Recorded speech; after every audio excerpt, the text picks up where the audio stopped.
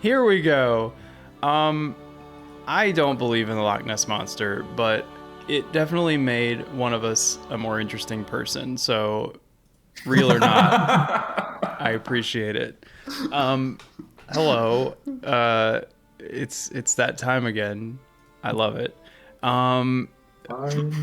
That time again. I really liked our little get to know you question last time, where we asked our party members what their favorite fire time feast was. Fire time, whatever. I'm trying to think of another one. Does anybody have any suggestions? I'm maybe thinking something like pre-adventure, like something that would have been like an experience for your character before the adventure, right? Before we start, I wanted to mention that I should have said last time. I think, Daniel, you even mentioned tomato at the time. But my food that I should have been making was a bacon lotus and tomato. Yes. Oh, you mean lettuce. That's right. Bacon lotus and tomato. Yeah. Yeah. Naturally. I love that. But let's see. How about this? How about your character's favorite childhood game or activity? Oh, that is crazy. This is exactly what I was thinking. Is it really? Yeah. Well, perfect. That means you get to go first. Same wavelength. That means I get to go was first. Favorite Falvin's? childhood game? Hide and seek, because I had to be really good at hiding to stay alive. That makes sense. Were you better at hiding or seeking? Well, I'm still alive, so hiding. Wait, hold on. Back up a step. Did that mean to stay alive? Was this hide and seek against something very dangerous? Yep. Okay. All right. Care to elaborate or leave it mysterious? I mean, we're still waiting to find out what it was, so. That's a good point. Okay, so Falvin played hide and seek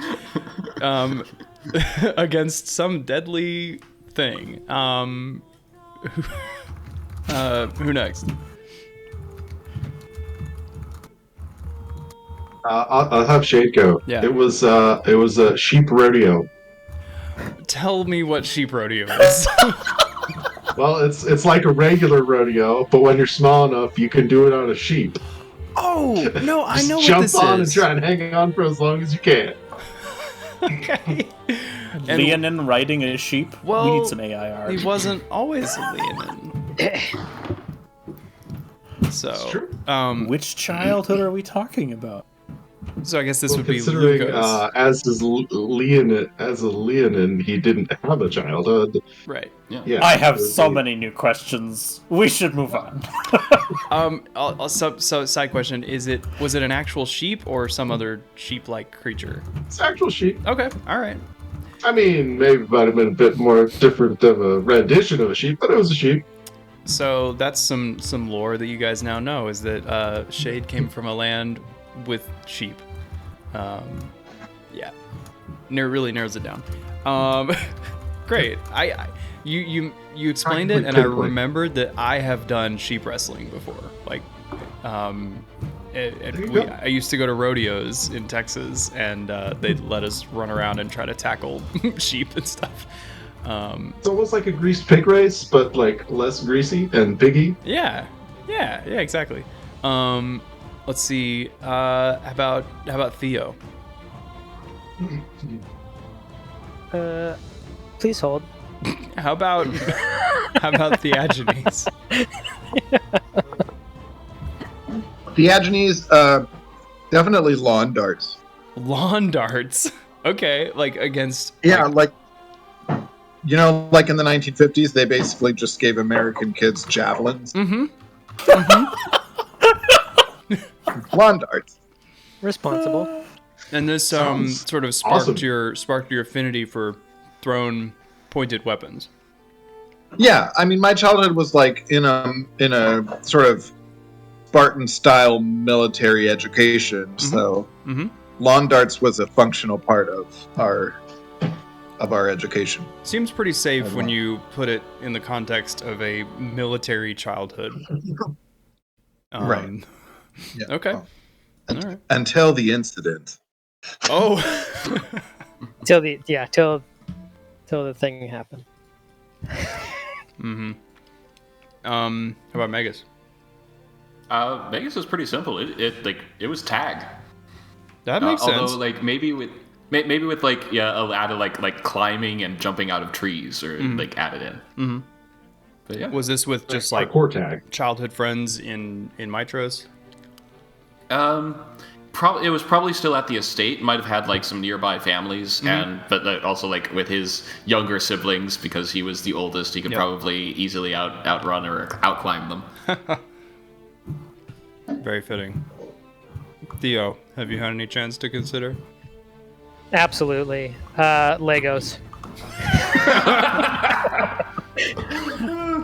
Yeah, definitely Legos. Theo didn't In the have Greek, many it's friends. Legos. So it's Legolas. So like building sets. Yeah, except he built the sets that are build sets.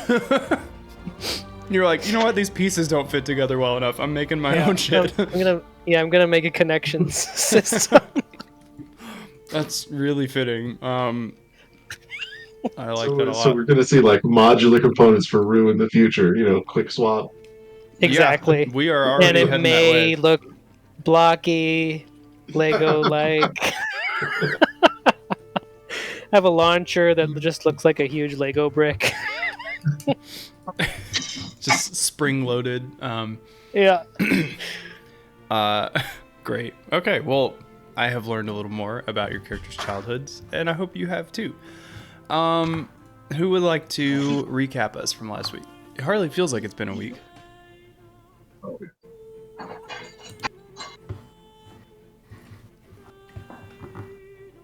I'll do a recap. Okay.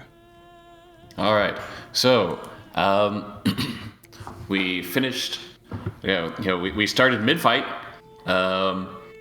The treant created another treant that threw a boulder at the Bodak, and then the Bodak was just evaporated by the dome of radiance, and so the treants went home, and we were able to finish off the remainder of the revenants, and then Demetria reached into the oculus of deadly light and started screaming, and eventually pulled out the blade, a weird purple crystal blade, and in doing so aged half her body. The Megas dropped the sickening radiance spell. Shade moved in to try and help contain Kror if things went bad. Falvin came up, took the blade, and plunged it into Kror's heart, and successfully completed the task of sealing away both Kror and Estor's souls inside the knife. And then he had a choice of which one he wanted to attune to, whether he wanted to attune to Kror or to Estor. And he actually chose Kror, which gave him a handy spectral third arm and allowed him to speak perfect Geigen,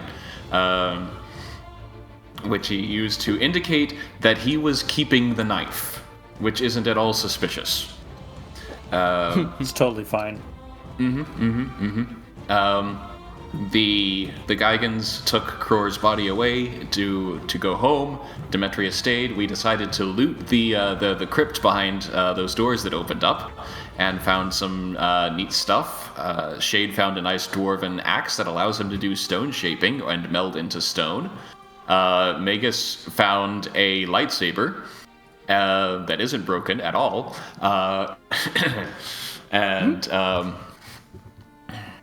Theo found a dragon horn that allows him to shoot electricity, and Theagenes found a fancy spear and a helmet that allows him to pass unnoticed by the undead.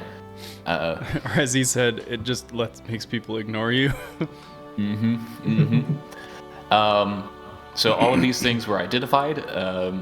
and we also got a little bit of gold and a rod of casting, a rod of angling, and a candle of the deep. And then Theo decided to finally finish off that one tree root that had been grasping toward us ineffectually the entire time, and utterly blasted it, but happened to awaken something because there was a large pounding at another door that burst open, and a construct made of stone and lightning came out and said, I'm from Sidon has sent me. You have the soul of Estor. You're coming with me to deliver it for punishment. And a lot of us were thinking, this is a bad idea. But because Falbin attuned to the soul of Cror, and Cror's goal is to punish and destroy Estor, it convinced him that yes, he actually does want to go along with it. And so he started moving toward the construct in a favorable manner, and that's kind of where we left off. Yeah, absolutely. Really good. I've got a point. Pretty big thing. Oh yes. That you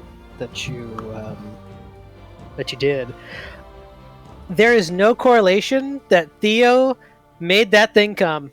Okay, he was gonna get over here one way or another. He did not draw.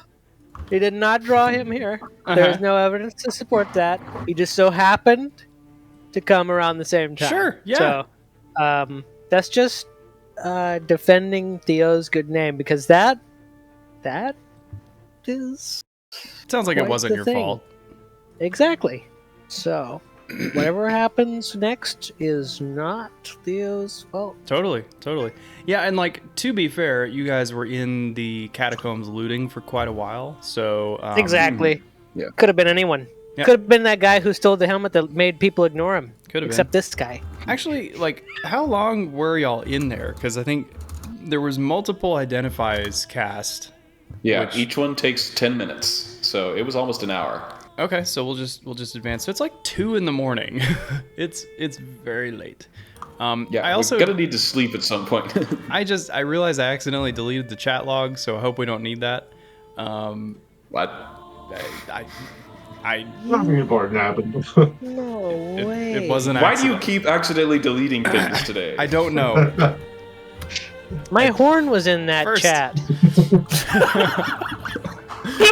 Wow. First. Wow. There. And seized it. Seized it. Okay, great recap. That's Fallen for you. The guy who always goes first in combat. He posts first on message boards too. I love that. You come into the village and they're putting up a new post, a new wanted board, and you go, oh, I don't know where I'm going with that. First. I'm Walks up with the dagger, comes first into it, walks away. Okay, so let's move into it. Magus, take your inspiration. That's very good. And we're gonna pick up at the moment where Falbin says, "I'm gonna go with him." Should I move to where my character was at the end of last session before I narratively started moving? Oh, sure, yeah. Oh, unpause. There we go. So I was over here.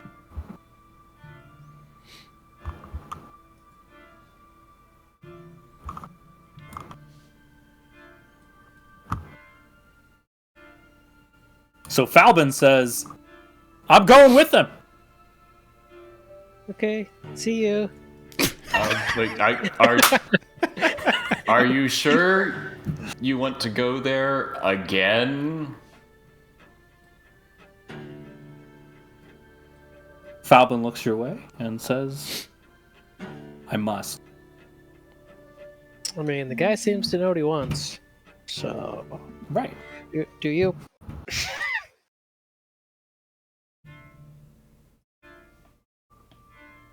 You must?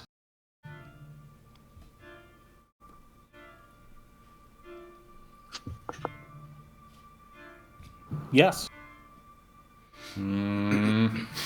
I kind of look over at Shade and do the Marge Simpson. Shade would like to insight Falben to see if he is trying to put on a front to get closer to this construct or something, or if he's actually sincere. Is that can I do that? Falben, why don't you privately roll me whatever role you would like, whether that's deception, whether it's persuasion, and I will decide, or I will indicate, if it's a success or failure. I want to give you the freedom to actually, if you want to deceive them, but you don't want to let the players know you're deceiving, or if you want to, not be. Shade, question mark. So yeah, Shade, it's very hard for you to concentrate with this ancient electrical golem looming over your shoulder. And then the sight of Demetria standing next to Falben, you're not able to get a great read on his mood.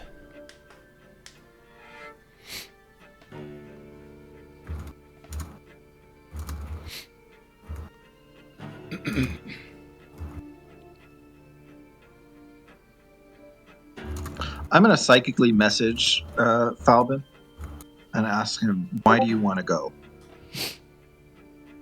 And enable him to respond psychically. Can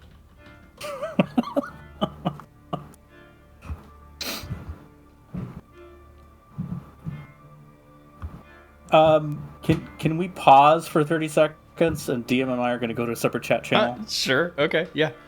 What? Intrigue? I'm going to pause the recording. Yeah. Okay, we're back. This is true. We were discussing fresh fruit. Were you? Yeah. Oh man, I got stories about Here's a fruit. Theo and the last cruise we were on. My friends, at some point, I should tell you about. What happened on the cruise stays on the cruise. Okay, so before we paused, Theagenes is psychically reaching out to Falben. All right. And what are you asking something or? Yeah, I'm asking Falben, why do you want to go?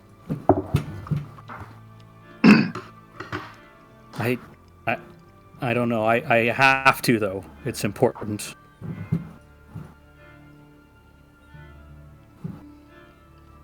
Okay, I'll stay silent at that. I don't have a response. Well, I think, why don't we all head up there together?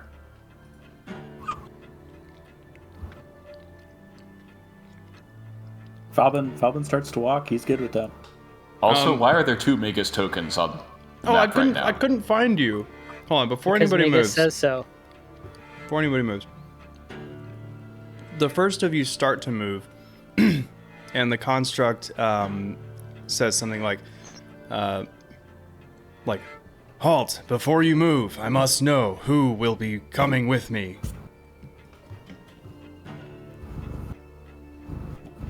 I mean, this one. This one has no personhood. What? This one keeps using the reflexive pronoun I, which is not accurate.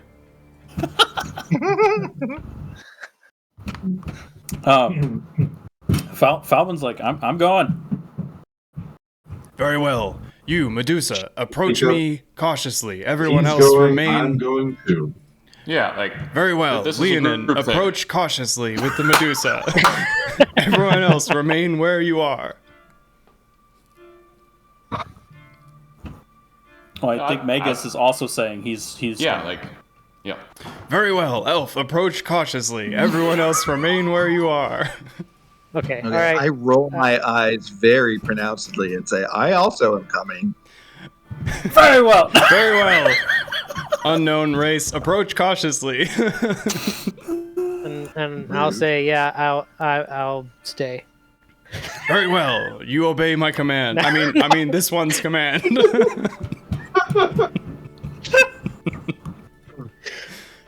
This is a I'm serious... coming. I was just kidding. Very well, Satyr. Approach cautiously. I just want to see what you do. DM, could you know remove this, that the by sideways Magus? Know this, that by approaching love me, it. you consent to journeying with me, with this one, to Sidon. Is there a form I need to sign? As Falvin comes up next to Shade would kind of put his hand on his shoulder and just say, "We nearly lost you last time you went. I don't want that to repeat again. Are you sure this is worth your life?" All that matters Walking is with that him. Estor dies.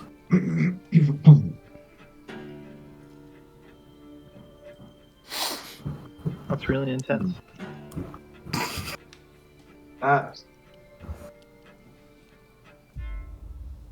We just went through a whole lot of effort to contain him. We have time.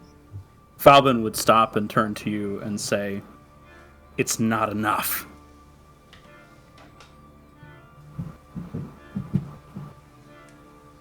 Can I roll another insight? Because Falvin doesn't seem like he's acting like himself. Sure. That's my echo, which I guess it's the same. This Actually, one it'd be a notices that you have paused. That is fine.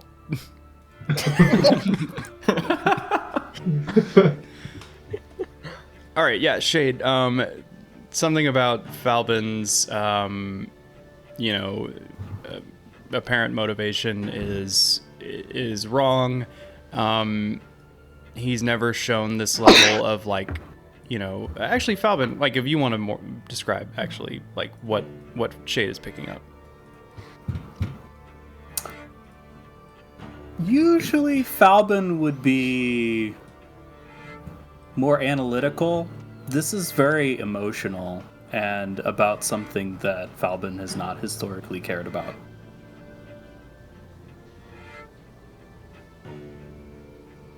That was kind of the read I was getting.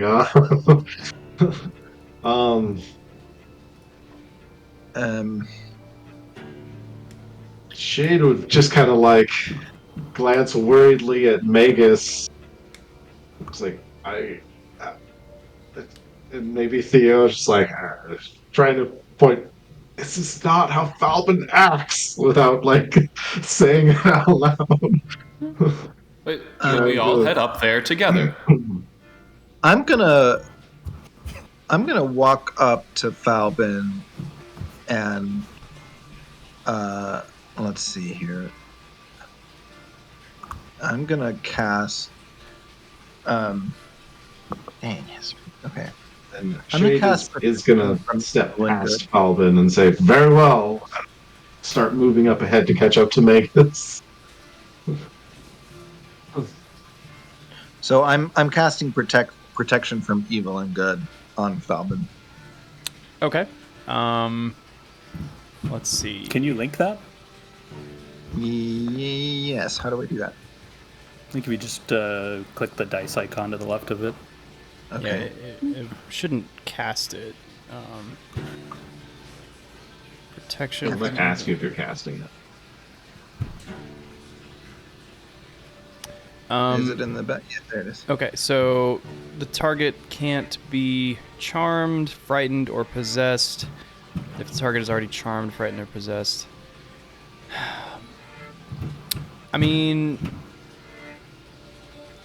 I guess it depends on if we're ruling this as a charm or not, because I think we didn't have it as a charm on the item, but this seems kind of charmy. I don't know. What do you think? He also has to be willing, so there's that. That's true. Yeah, I guess I would leave it then to you, Falbin. Would you consider to be willing in this case, or is this a distraction from what you're trying to do?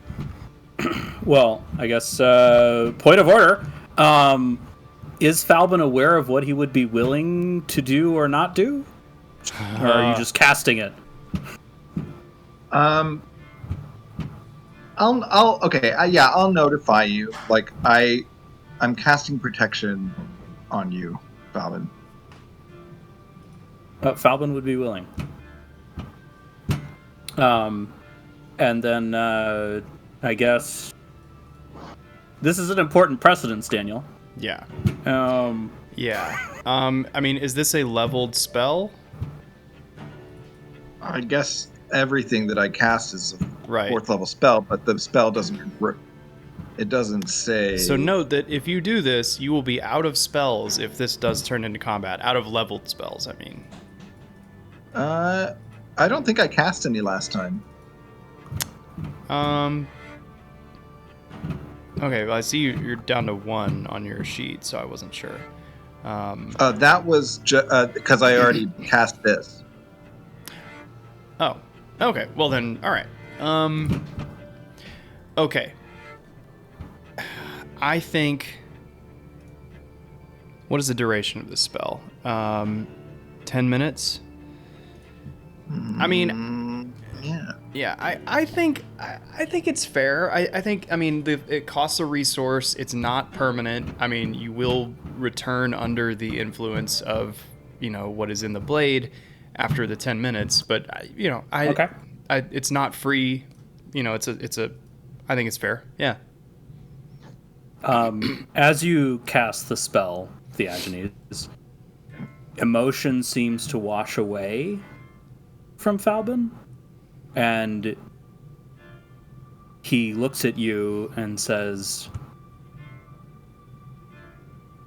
"Thank you." And he looks to the rest of the party and says, "We must fight."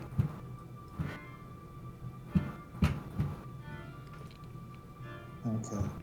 Just to make you guys aware, I can only protect him for 10 minutes, and I have to concentrate on this. I look up. How is the construct reacting to this now? You hear it say, "Warning, approach pattern interrupted. Please resume approach as you have all agreed to accompany me, I mean this one, to Sidon." Oh, I love this. Any further interruption will be met with violence.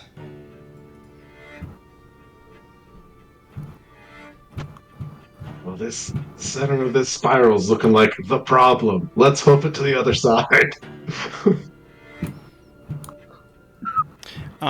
We can like pause. Like, if you guys are actually moving all the way up to him, we can just move all the way there. I think we should do it in 5-foot cubes. No, because like that was important because you guys stopped and you had a important discussion. But at this point, would you say you guys are fully committed to moving all the way up? Okay. Yeah. Go ahead and move distance. all the way over. Shade would like to be in front. Me too. As we're going around and like coming around a spiral such that we're facing away from the thing, You don't have to I go would around the message- spiral. You can just go straight over to it. Like, that's what I'm Yeah, but- saying. I want to go around this. well, I mean, like it would involve in the course of like what's actually happening in this setting. That would have to involve like climbing up 10-foot things. But like as we're going you around as that, players can just scoot your Right, tokens and- over. Yeah. yeah, and I'm saying me as character. Yeah. Like, when I'm on one of the rounds where I'm facing away from the construct, I will message Demetria and say, "Be ready, it's about to go down." Okay. Yeah. All right. And then the Destiny theme song kicks off. So I kind of want to stop over here.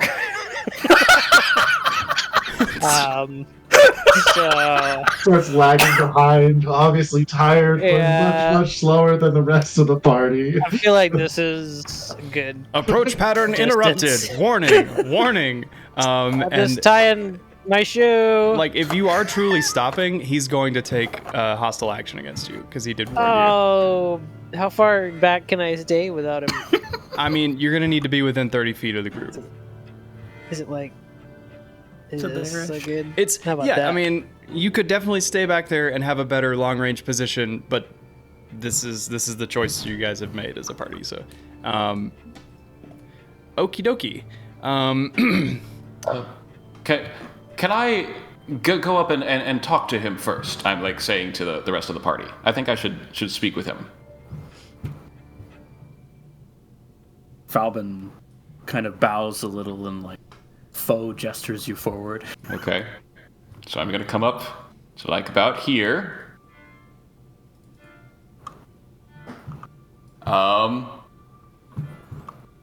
Greetings, elf. And then greetings, construct, subtle spell, code of rhymes binding ice. Okie dokie. All right. So, per our discussion, this guardian construct does not see this happening. It will be surprised along with everybody in the party except for Falbin. So I'm going to open a combat encounter. Everybody roll initiative, and then Magus and Falbin will be the only ones to act this round. We both get to go? You're not surprised. You can't be. Oh, lordy.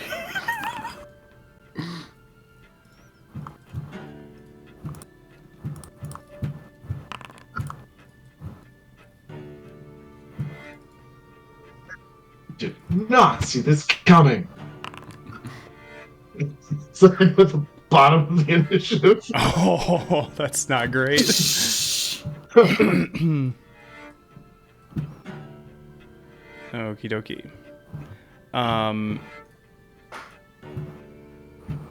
All right, so okay. Falbin, you see a look in Magus's eye. You've heard him tell lies before. Oh. You know I him. know what's up. You know what's up. This is my brother we're talking about. So you don't know what he's doing specifically, but you know he's going to do something. What do you do? I'm sort of waiting for that little tell that Magus has, where he hit just the one side of his lips sort of curls up when he's doing a subtle spell that I've started to notice. I like to think. And as I see him getting ready to do that, I throw my soul prism up and grab it like wrong side so that the short sword is acting like a elongated dagger. And I ram my little self. I run through these people right up to it. Oh shit! And I stab him right in the chest with my soul prism as best I can fit. As I know that Magus is about to unleash whatever he's gonna do. Okay, all right. Let's kick it off. Okay, so Falbin, you did that. You run up and stab. Go ahead and roll to hit. I don't need to because he's surprised, and I'm an assassin, and it's an automatic crit. Oh my god! The spell doesn't even matter. This was the whole point of doing this. Wait, are you serious? No, but like whatever I'm gonna do isn't gonna be as damaging as this. Oh, okay. Nonsense. that is interesting. Like you basically giving Falbin an opportunity to act alone or act before anybody. Anyway, okay, so we're getting a critical opening stab from Falbin. I just have to hurry and modify it slightly because it's a 1d6 now because of the short sword. Oh yeah. Okay.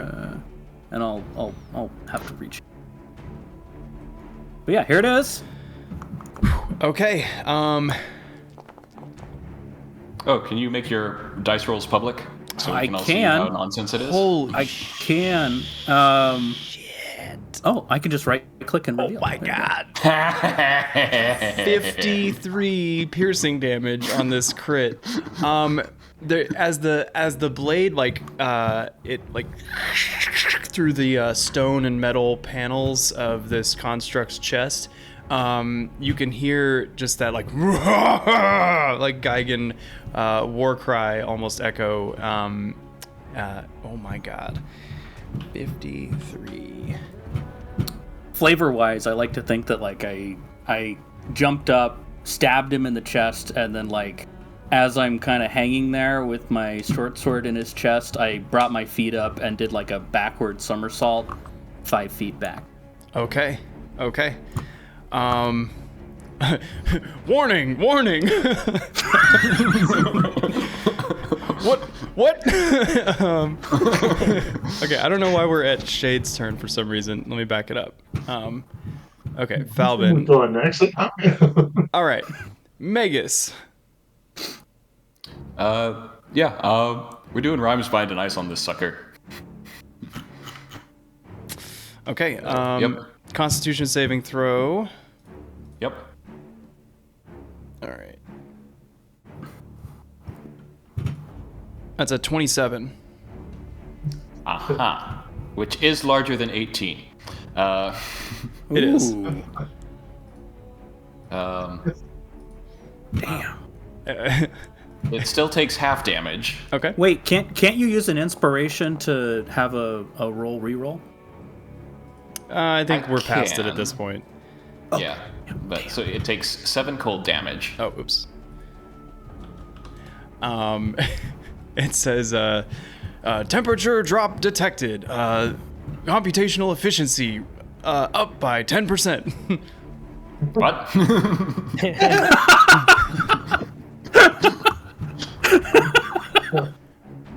We're talking CPU now, man. Cool. Yeah. But it does not I'm- get frozen in place, right? I'm gonna move up. Yeah, correct. I'm gonna move up here and then here. And then, because one moment, because I have something prepared for this. I am going to expend, as a bonus action, I'm going to expend a spell slot.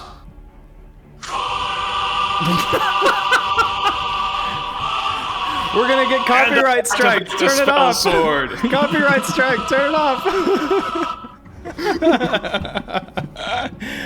Oh, amazing. The spell sword leaps to life. Which spell slot are you expending? I'm expending a first level. First level. Okay, so it is a short sword.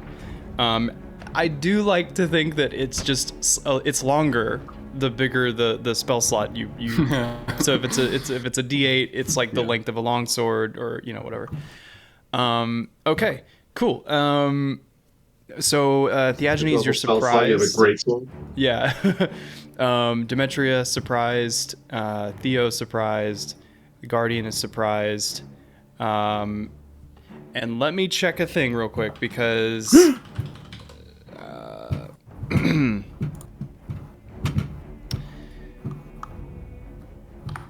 if you're surprised, you can't take an action or reaction on your first turn. Oh, you can't can't move or take an action on your first turn, and you can't take a reaction until that turn ends.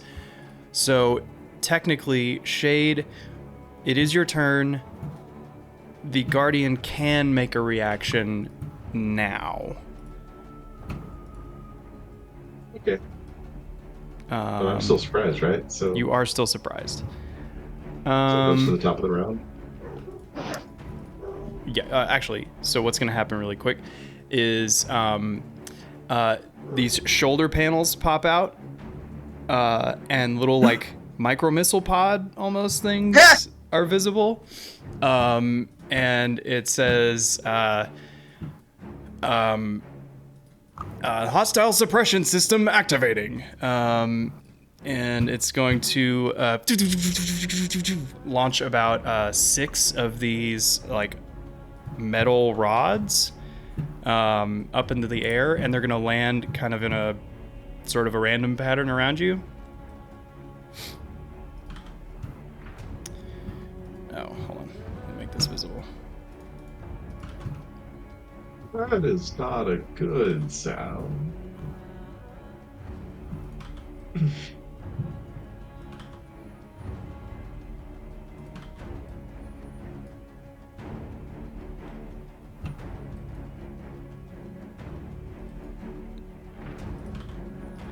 Okay, cool. So what these are gonna do is anyone who starts their turn within the 5 foot like circle around it, If you start your turn, or sorry, if you end your turn there, you have to make a dexterity saving throw. These can be destroyed, targeted and destroyed, but they are essentially a battlefield hazard that he has spread across. So back at the top of the round, Falbin, you have landed about 10 feet away from this construct after dealing a massive blow. What are you doing?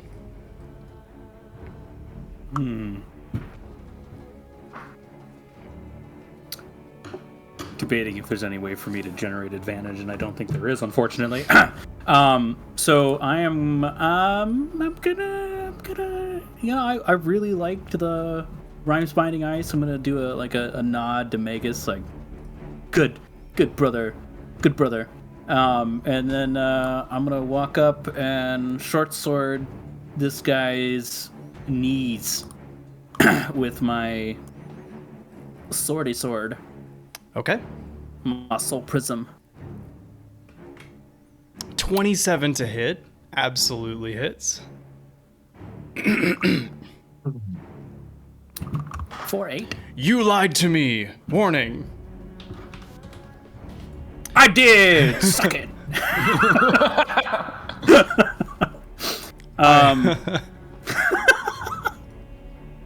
I am going to take my bonus action and attack again for -5 to hit, which would be a 13. A 13 does not hit. All right. Swing and a miss! And then I'm going to... If I'm thinking about this right in terms of sphere, around this one here, only Theagenes would be in range right now, is that right? That is correct. Note that if you move away, you will incur an attack of opportunity. I love that. Okay. I'm gonna move over here, which I believe is still in range. Yeah, that would not trigger an attack of opportunity. Sweet. Okay, Magus. Okay, we have these battlefield rods. We're gonna see what happens. Like, do they look fragile-ish? Yeah. Okay. I'm going to use my last second level spell and do Magic Missile at second level, which generates 4 darts, and I'm going to target four of them. Oh, interesting. Okay. Yeah. And I'm going to target the 4 that are on like the highest elevations. Okay, yeah, and that automatically hits. So, Yep. Okay, gotcha. So, so the one up here, and this one, and this one, and which one? And then this one. This one. Okay, cool. So, you send your own little spread of micro missiles out. Go ahead and roll damage. We'll treat each dart damage separately. Okay, so moving down the screen. Okay. So each one is a 1d4 plus 1. Mm-hmm. So that's 3 to the first one. Okay. It is not destroyed. Oh, uh-oh. I miscalculated. Not destroyed. 3, 2, 2. Not destroyed. 2. Not destroyed. Well, heck. They do look very weakened, but it is not enough. Okay. Then I'm gonna do something real quick.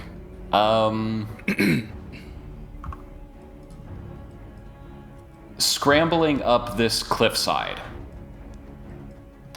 Okay, yeah. How much movement would that take? So I want to go here. It's 10 feet up. I think normally you would make an athletics or acrobatics check to climb. Okay. Let's see. Climbing in combat. Let's see. Yeah. So while climbing, each movement costs, so it's difficult terrain, so it'd be double movement. And it would just require a successful athletics check if it's a pretty vertical surface. Okay. Yeah, so go ahead and roll the athletics check. We'll say you need a 12 to get to the top. Oh yeah. Woo. 19. You see a couple handholds and you scramble up, and that is what basically all your movement.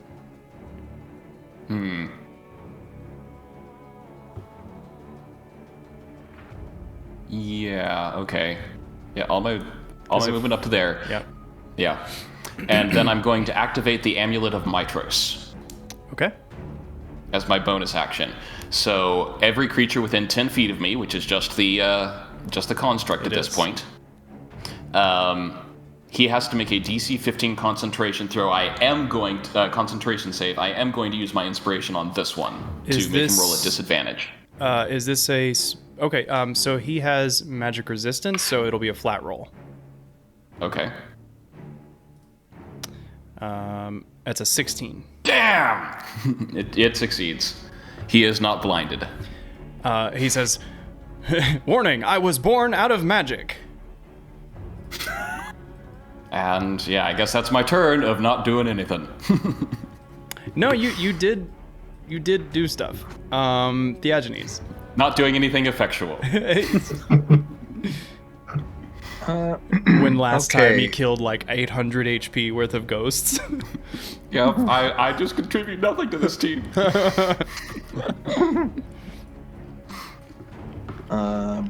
I'll show you nothing. Let's see. I'm gonna hex him. It's not a competition, guys. But if it were, I would lose. Okay, so I'm gonna hex him with a bonus action. I can do that, right? Yes, I can do that. Even when I'm concentrating? Mm-hmm. Well, hold on. Is hex concentration? No. It's not? Okay. I don't think so. It is. That's important. It is? It is. Fine, I can't hex him. I didn't want to. I want to do that anyway. I will. Should I try out my spear? It's not going to be as good without hex. I'll just screw with him a little. Okay. Let's see. Spellbook. I'm gonna.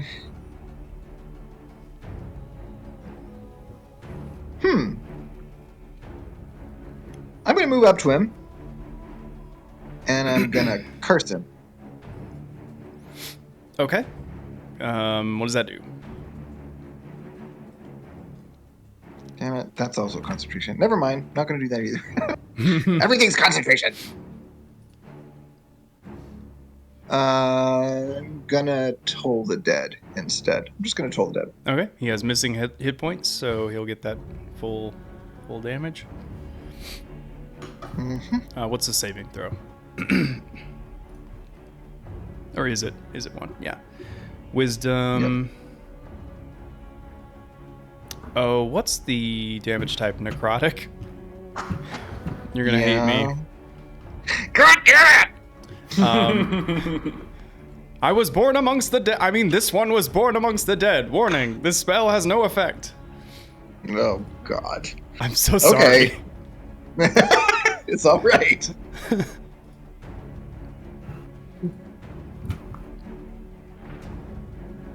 At least he announces these things. That's true.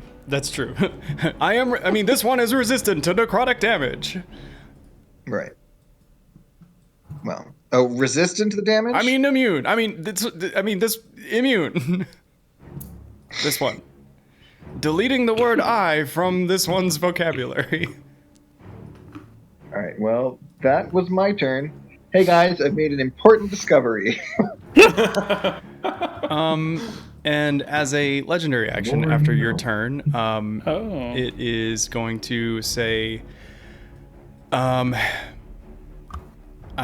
see, threat level, he kind of gestures in your direction. Threat level minimal, restraint, violent action not required, restraining, and he's gonna cast a Wall of Force in a dome over the top of you. This is a 10 foot radius dome, And why is this a line template? Oh, because you can do Wall of Force as a line. We're going to do it as a circle. So let's see. It's like that, something like that. 20 feet. So Whoa. What happens is an invisible Wall of Force springs into existence. Wait, did you say a 10-foot radius? Yes, it's a hemispherical dome with a radius of up to 10 feet. Well, that's a 20-foot radius. Oh, I did that wrong. I'm sorry. Oh, That would matter. that's much better. Okay. Okay, so nothing can physically pass through the wall. It's immune to all damage and can't be dispelled by dispel magic. And yep. Did you just put me in timeout?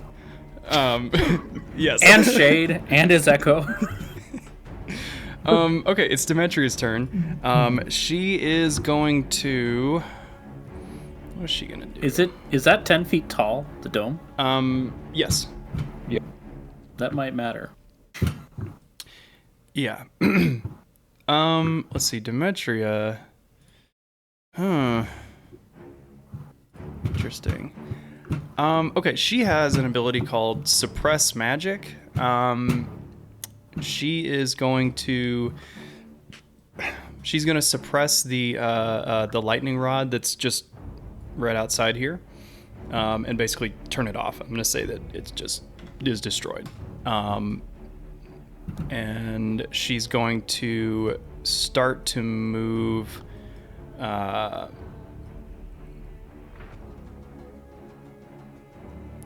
this way. Theo. Did she just end her turn on one of the spikes?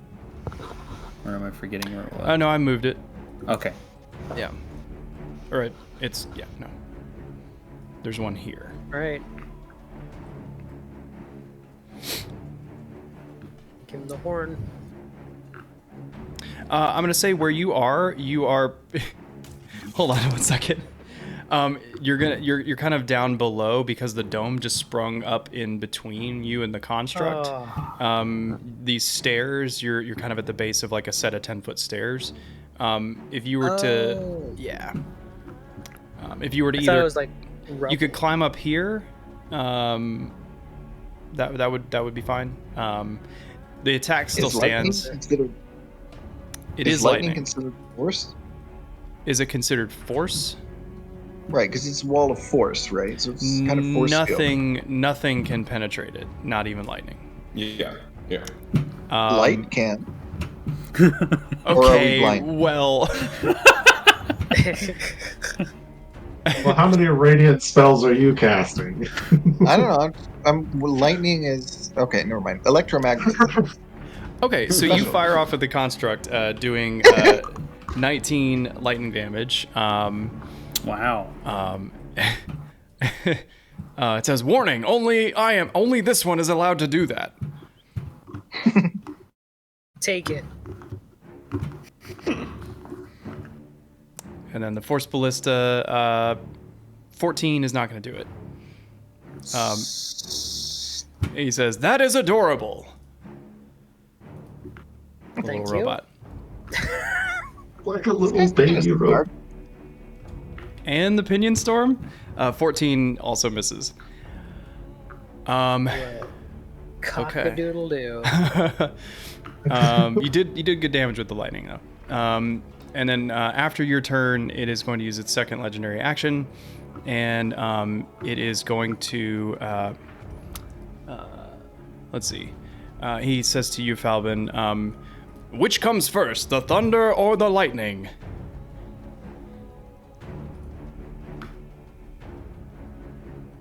Falbin just like kind of starts to chant. We will win. True question. And he's gonna attack you with its Thunder Slam. Great. Which is a 30 to hit. That misses. Uh-huh. No. Uh-huh. This will be happening, just as an FYI. Okay. Do I need to saving throw anything? You will need to make a DC 19 Constitution saving throw. Oh, so yeah. It's a 29 raw damage. Bludgeoning and thunder. 19, you do succeed. Your eardrums, like your ears are ringing, but you are not deafened, which is what you would have been. Okay, and then I take half of 29 then? You do, yeah. So that'd be 15. I can get a calculator. Yeah. Now it's its actual turn. And he says, now the lightning! And here comes the shocking slam. That's a 15 to hit. That misses. Okay. One more thunder, how about it? And that's a crit. So that's gonna be 64 damage with that same saving throw. Yeah. I'm going to... I don't know if it matters. Does it matter if I... Well, okay. Multiple questions. So I think the damage... I can only uncanny dodge one time, because Yes. it's a reaction. Yes. So I'm definitely down. Okay. I'm down by 17 points. Mm-hmm. And I'm wondering, like, does it even matter that I'm deafened? I'm wondering if I should try to inspire and reroll that. I think it might, mostly. because there are some spells that require you to hear. I don't know which ones, but it might matter. So go ahead and roll. Go ahead and roll the save. I'll go ahead and inspire.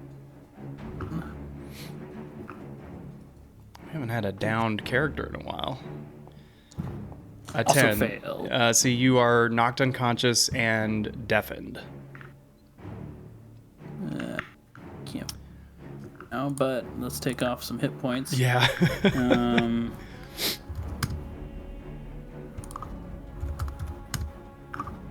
Oh, interesting. 0. Palman is unconscious. Shade. You hear him say, "Crime does not pay." Seeing him just like knock down Falvin, Shade gets angry. He's going to use his first things first. He's going to step forward, kind of push my echo out of the way. Step forward, at the same time resummon his echo on the other side of Falvin. Haha. I forgot you could do that. Yes. I was like, look at me, I'm so smart, trapping his echo in there with him. Yes, I know. I thought you were gonna dig your hole out of there. Well, I can't through force. That's true. I could just dig a bigger hole so we have the whole sphere to roll around. That'd be hilarious. Roll around in the sphere. Very Deep Rock Galactic. Like giant hamster ball. Yes. Shade's echo is going to grab Falbin and drag him away. Oh, okay. Opportunity How attack. far can I take him? Falvin's body gets murdered. Forced movement does not provoke opportunity attack. Oh, that is so cool. Shade's gonna pull Falbin to there. Shade's echo. Amazing. Nice work. And just let me double check on this Hairwada first. Nothing can physically pass through the wall. Are you having teleport questions? No, I'm asking if I can cast a spell through the wall. I would think so, because, like... If it's like a projectile, no, but if it's just something that Right. appears at the... What is the spell? It would be my Mind Slur. Actually, wait. Nope, I used a bonus action now. Yeah, so it would be my Mind Slur, which is... That one. I mean, Disorienting spike of psychic energy into the mind of one creature you can see within range. that seems like it does come from you. But it's psychic. Okay, It's not here's the physical. other thing. An important rule is that you can't target anything that, well, you're not you can't target something behind total cover, but I mean, this is hold on. But it's invisible. I can see through it. Hold on. So that's I mean, that's what I would want to do if I can. Otherwise, Shade is just gonna basically angry punch the inside of the dome, and that's really all I can do. I just want to make sure because this is a pretty powerful like thing to establish. Let's see.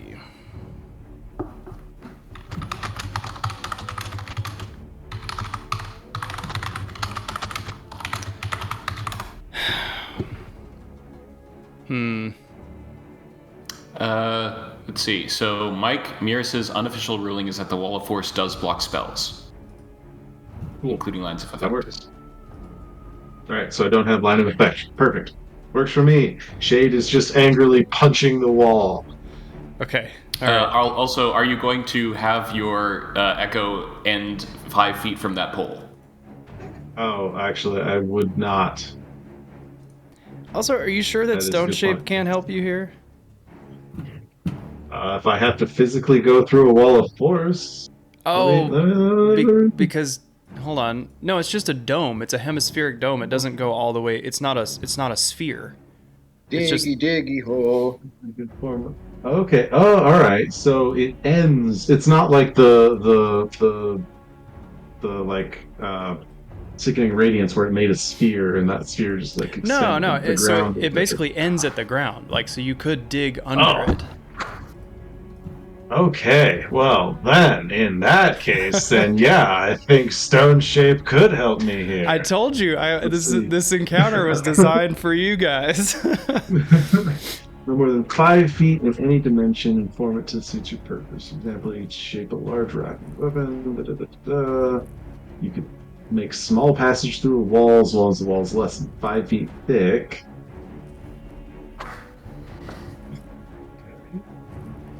A floor is Alright. not a wall. So what I will do is I will let you do it and create basically like a 2.5 foot gap on like, you know, that's like centered on the edge of the wall of force, and you'll just have to make like a dexterity check to squeeze through it. Okay. Yeah, I will do that. I will use let me use it. Just click use it. Stone Shape. Cool. Stone Shape. Cool. Use it. All right. Where are you gonna do that? I'm gonna do it, which is probably a bad idea, but I'm gonna. Shade is wanting to get up and close and personal on this thing. I'm trying to do it basically right here. Okay. To Yeah. get me right out in front of this guy. Right. Do you have any movement left? I mean, my movement. I've got 30 feet of movement still. Okay, so roll a dex. So you dig this hole underneath the wall of force. Go ahead and Swing the pick. I impact the ground and just like. it crumbles and then just poop, like Minecraft style. Yeah, exactly. Like little cubes of rock floating, like half an inch above the ground. Okay, so go ahead. It's athletics or we'll do dexterity. Just a dexterity. A dexterity, check. Yeah. Dexterity check. You gotta wiggle. That is a 6. I'm gonna say you get right here, but you are prone. Great. That is the best place I could be. Uh-oh. Oh, Don't worry. Oh, boy. Don't worry, it's not that bad. It doesn't hit very Says hard. the unconscious Baldwin. Yeah, then, oops, sorry. My echo would have moved there now, because now he's still within 30 feet. Okay. Great turn. All right. Is that everything?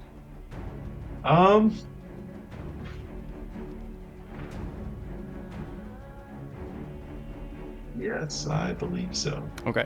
Back up to the top. Falvin, go ahead and roll your first death saving throw. Okay. And would you please private roll that to me?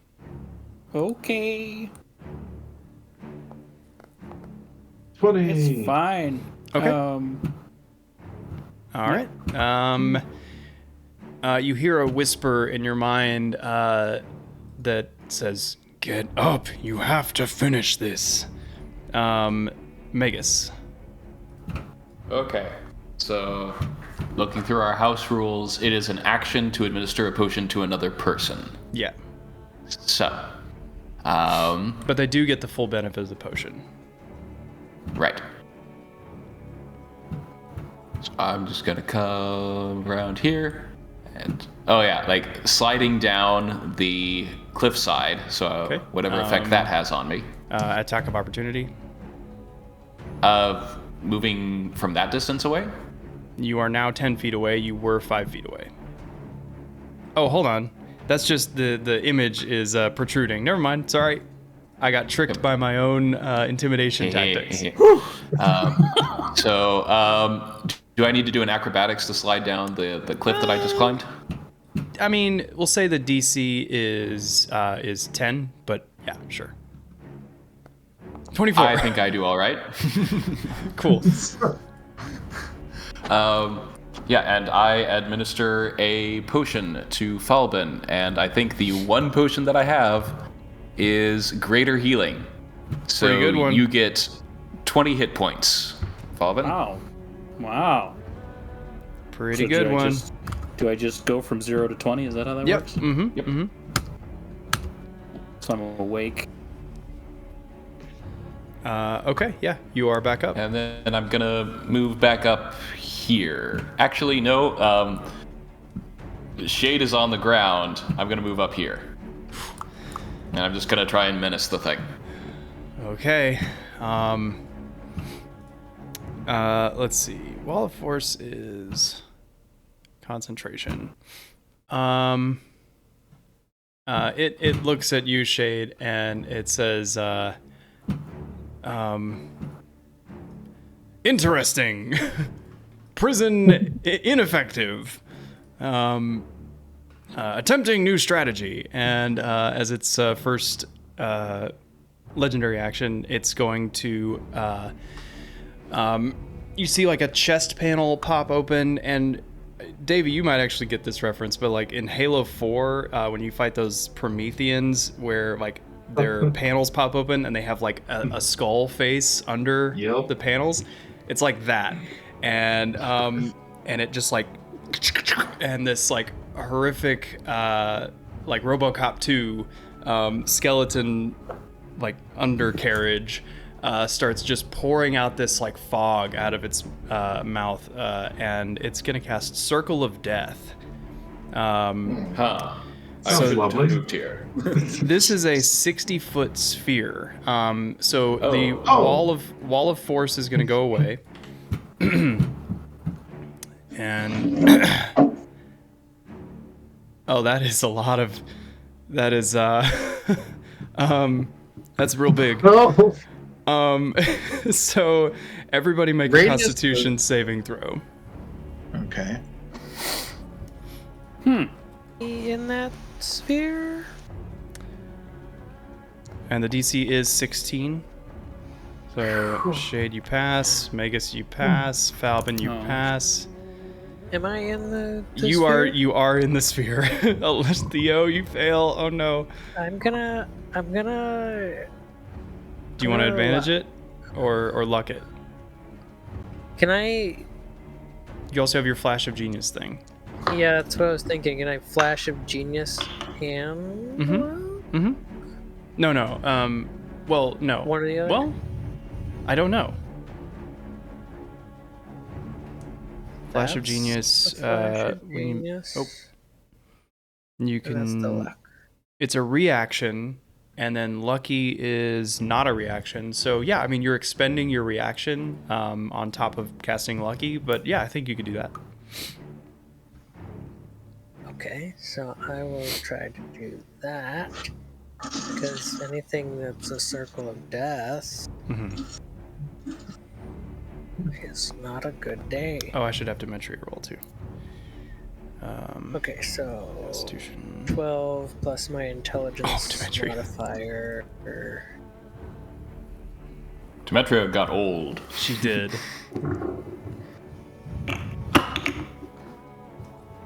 Would be for saving throws. It's +6 for my intelligence. Okay, sweet. So so I think that puts you above a 16. 18. So you all are gonna take half damage. The full damage is 29 necrotic. So you guys are gonna take 15 necrotic damage, unless Diogenes, are you wearing that helmet? I am, but have I had time to attune to it? Yeah. Oh, I take no damage. Hey, Ha! what do you know? Looks like we're both immune. Or am I resistant? Am I just resistant? I don't know. I can't What does it say? Hold on, let me check. Demetria, she takes that poorly. Yeah. She starts like coughing and vomiting. Two previously unseen animated roots go. I'm resistant. You're resistant. Okay, so you'll take 8 necrotic damage. Yeah. Pretty nice.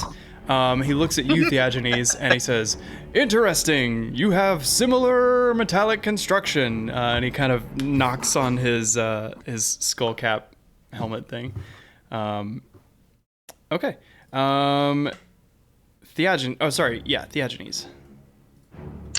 Okay, so I took damage, so I think I have to roll for concentration. You do. Thank you for reminding me. However, I have advantage. Okay. Because you have Warcaster. Yep. 18. That works. Nice. Okay. Okay. Fine. I'm going to move up and stab him twice. Threat level increased. Yes. Okay. Well, that didn't work. Threat level reduced. It's like having a running commentary in game, don't you? And then add 3, so 17. Threat level still reduced. Wait. So if I'm proficient with something, I add proficiency and dex. Is that right? Are you talking about I'm for the sorry. bonus attack for the spear? Yeah. Yeah, that spear has the same attack modifier as your attack action does, which is a little different than like an offhand weapon attack that you mostly you don't normally apply your proficiency bonus. Right. But this would be the same roll to hit.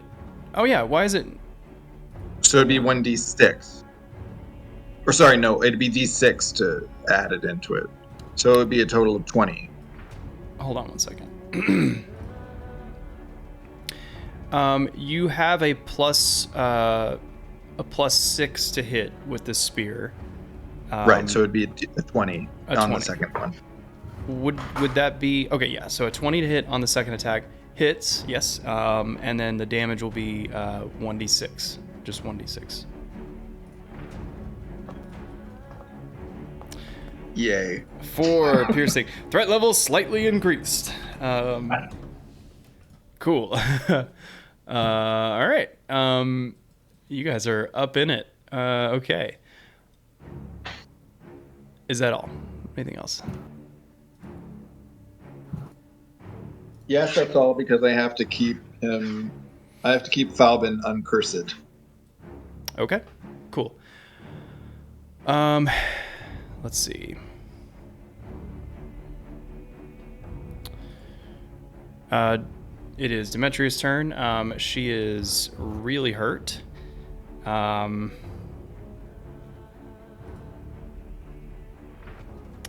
She's I guess going. no. As a word answer, I get to move back a little bit, so I actually am going to do that a bit. As long as 10 you feet. had movement left. Did you have any movement left? Yeah, I moved from here. Like I moved 10 feet forward. Okay. I'm going to move 10 feet back. Perfect. All right, Demetria, she kind of falls to the ground and sort of leans up against the wall, and she looks up at the sky, and the clouds sort of part to reveal the about half full moon, and you look up and you can see the bright side of the moon kind of flashes. And then suddenly there is a beam of silvery pale light that shines down right on top of the construct. Skybeam! Skybeam! She's casting Moonbeam. So that's going to be there. And, yeah. So that's going to be... What sort of damage is that? Radiant, I think? Yeah. So Constitution saving throw from the dude is pretty good Constitution. Oh, and he nat ones it. Okay, so so in that case, he's gonna take 18 radiant damage. Very nice. What do you know? All right. After that, he is going to.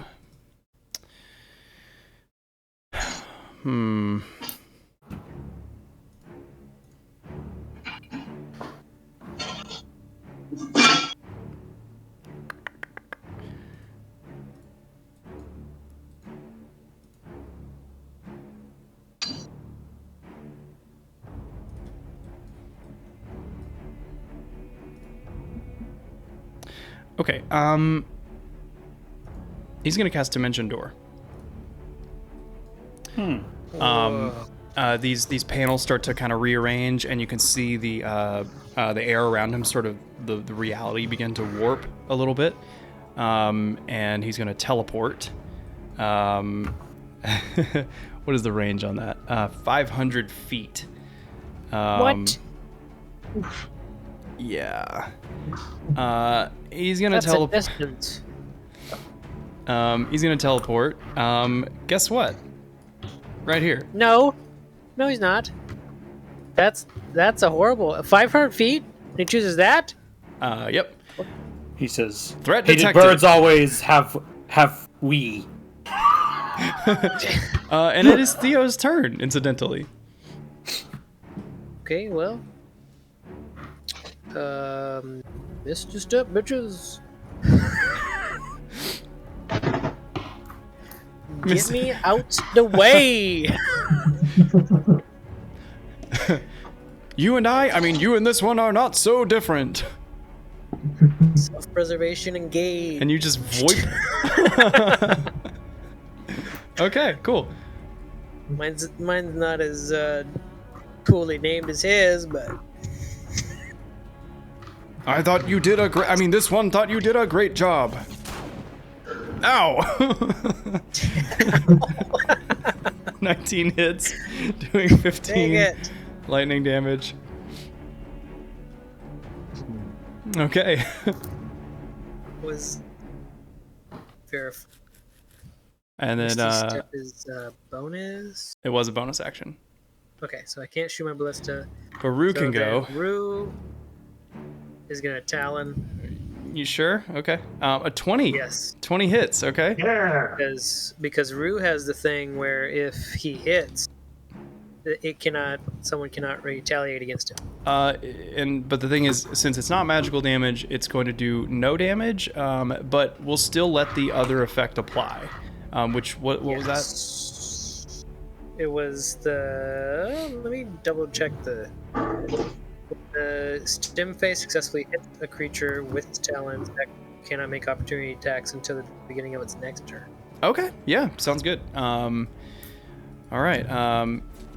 Rue has distract. And he uses it to get away. Okay. Right. Yes, that was the whole purpose. It wasn't for damage. It's just to get your bird out of there. Yeah. I love it. Okay, it is his turn. He says, interesting. Teleport spell ineffective. It is going to...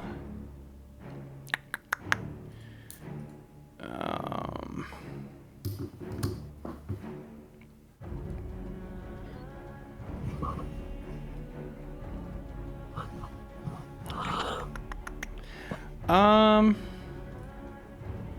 is the range on this? Oh, 150 feet. Okay. It is going to turn back to all of you. And again, the electrical energy that sort of courses through it begins to build in intensity. And it says, overcharge enabled. And it's going to cast Chain Lightning. So that is going to be, it's going to arc at one target. So I need Theo to make a dexterity saving throw. DC 16.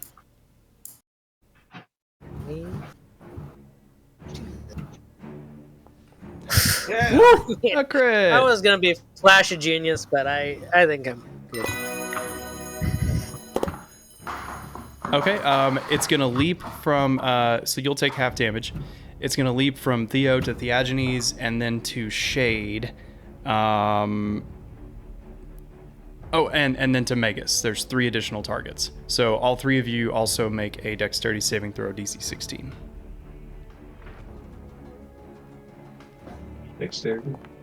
Dexterity. Magus passes, Shade passes. Theagenes. Working on it. You really want to pass this. I saw what the damage was. 20. So you all pass the save, so you will take half of this, which is 35.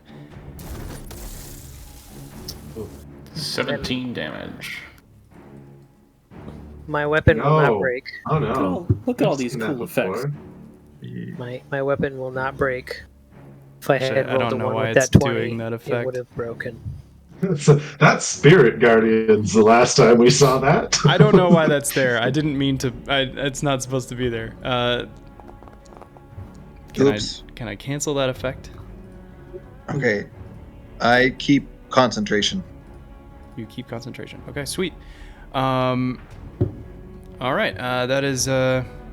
It still has movement, so it's gonna move. What is it? Got 30 feet. So we'll do 5. Hold on. We'll say that's 20, and then 10 more. All right, Shade.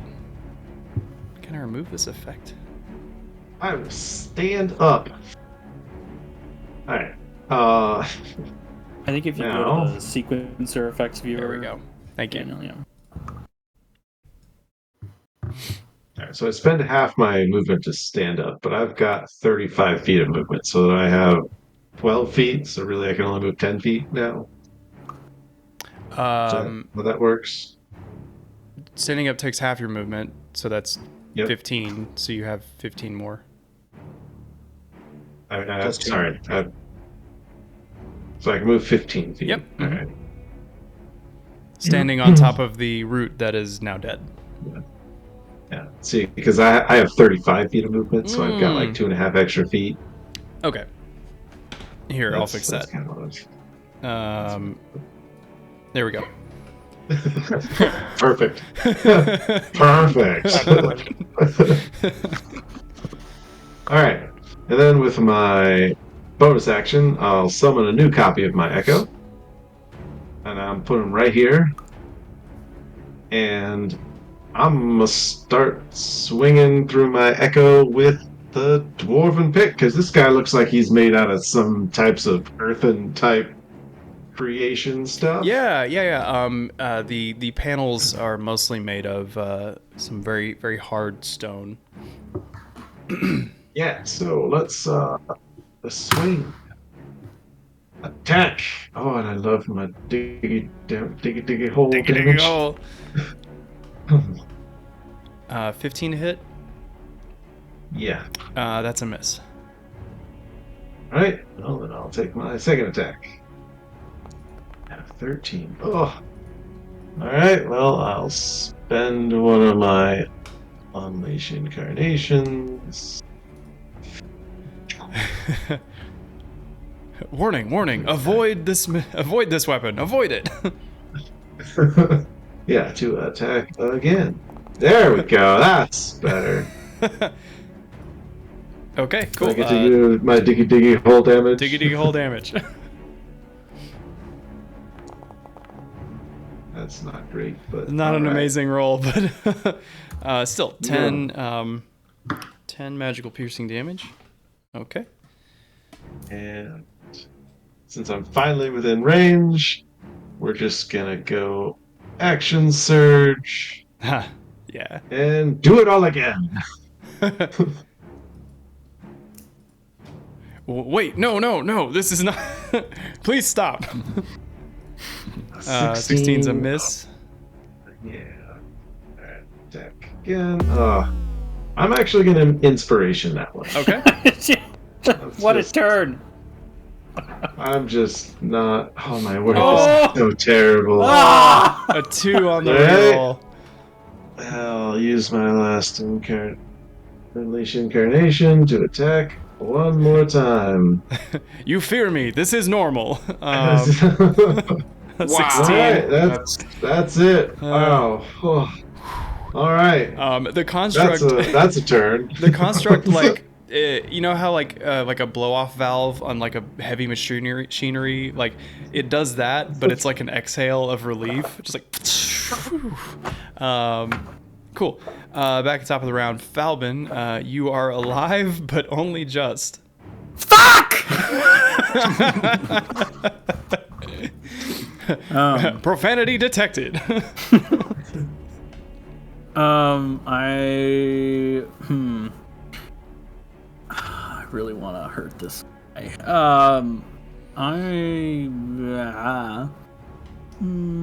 I'm gonna use my action to drink a potion. Okay. Which I think just gives me full health, right? The full dealing Full of healing the potion. amount? Yeah. So I'm gonna use my potion here like that. That'll give me 20. Nice. And then I'm upset, so instead of healing anymore, yeah, I'm going to attack with my rebound dagger with my bonus action. Here. And now it's in a different spot, so one moment, please. You're good. Find it.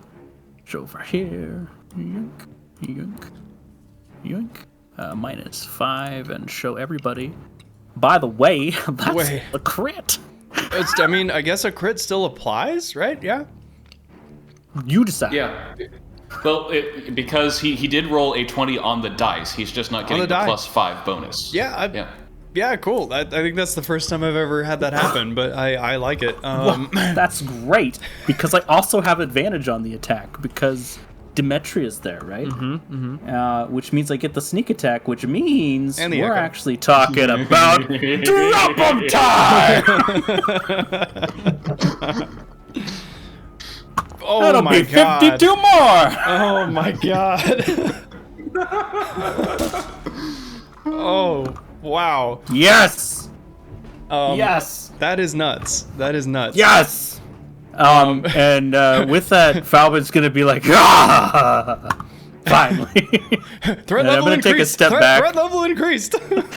I'm gonna take a step back and just kind of like lean it back against this wall here. Why not? Oh, you're right. But maybe I'm not thinking clearly. Okay. Yeah, I'm just gonna stay where I'm at and lean against this wall here. This little Holy shit. Okay, nicely done.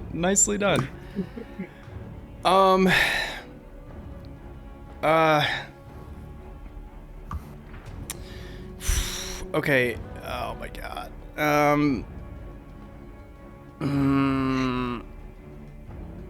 Daniel deciding whether or not to TPK the party or not. No. He's just deciding if we can have a campaign without Demetria. Okay, how did you know?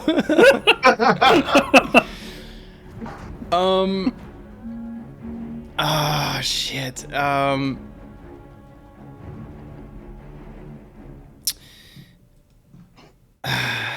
He's gonna attack Demetria with the legendary action. It's a Thunder Slam. Almost nothing to him. She moonbeamed him pretty good.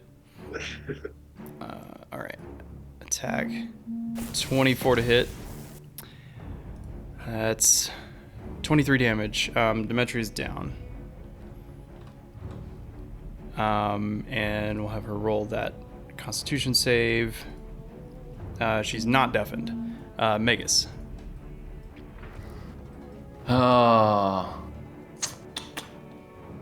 Sorry, my Sentinel activates. When a creature within 5 feet of you makes an attack against a target other than you, you can use your reaction to make a melee weapon attack against the attacking creature.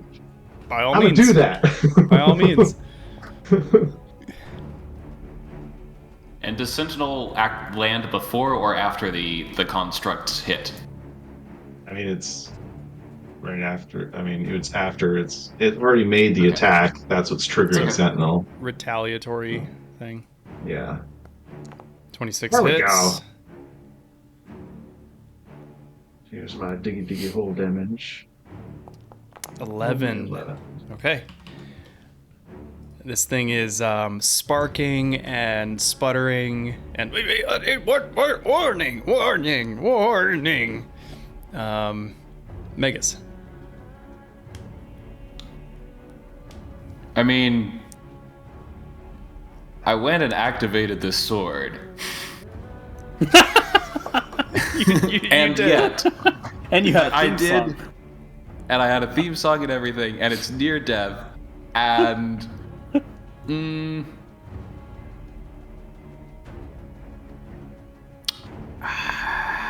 yeah, we're gonna. Vegas is gonna do the theatrics, of course. Yeah.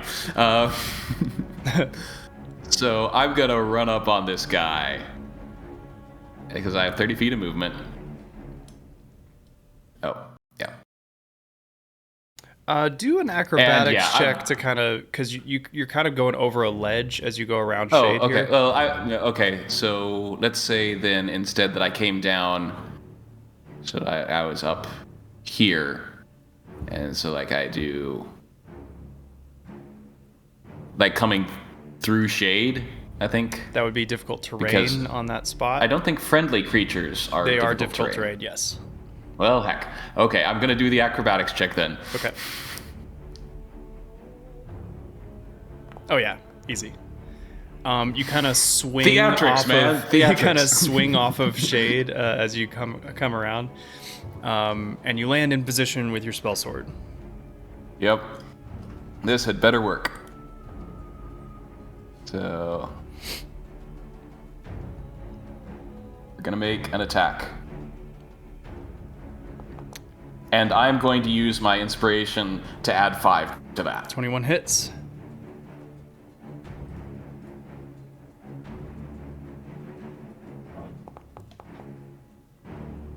How do you plant the killing blow on the construct? Yes.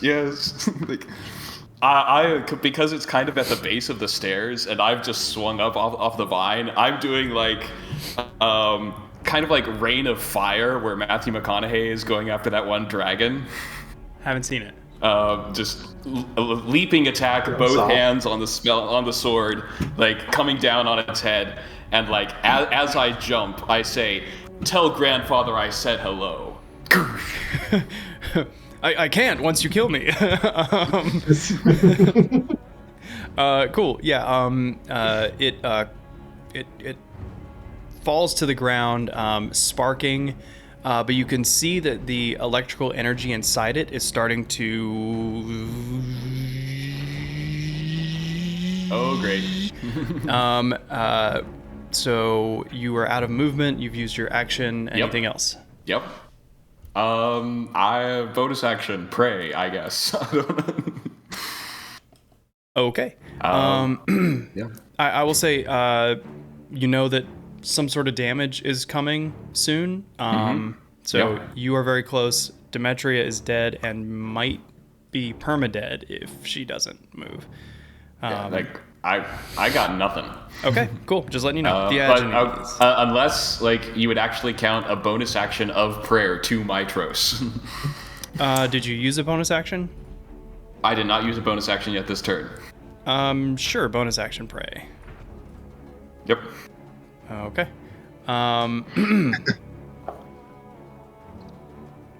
Diogenes.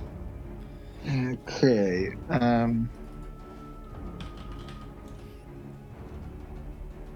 Just a second. This is a new situation, and I need to think about it. Sure.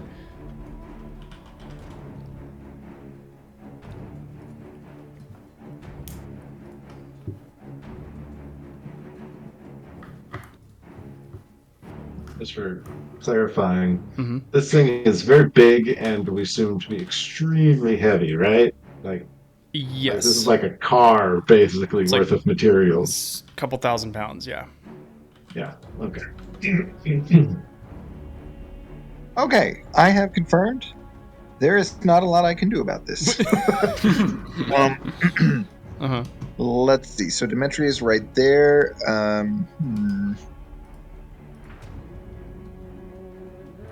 Oh boy.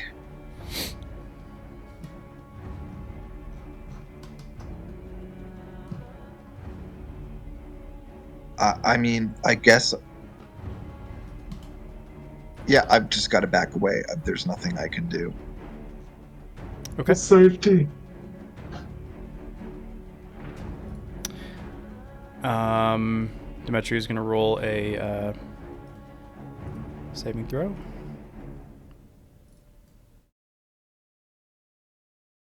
All right. Theo. Yes. Here we are. Considering things to do. This makes things move.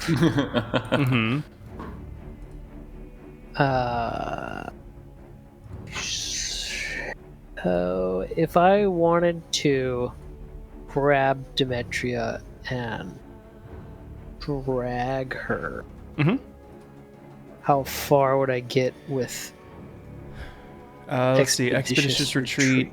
So you can. So you're dashing, so you're doubling your movement. Your movement is 60 feet. You just moved what, 10 feet? I believe it was 15. 15. Okay, so dragging her, that it'll be double movement to drag her. So you could get her 25 feet away from where she is with expeditious retreat. Okay. That would be over there. Right down there, yeah. Okay. Guess I'll do that. Okay, And rule run. And the ballista's fucked. oh, so you're leaving Demetria then? No, I'm taking her and coming back. Oh, I see. To where I'm at now. Yeah, I can't move her token. Makes sense. Okay. Yeah. Sorry. Okay. Look at that, Theo, being the hero. We need the druid. Can we complete this without her? You know. Yeah. We have a druid at home. So Theo, as you drag Demetria away, the construct. Shade, Magus, and Echo, please roll a dexterity saving throw.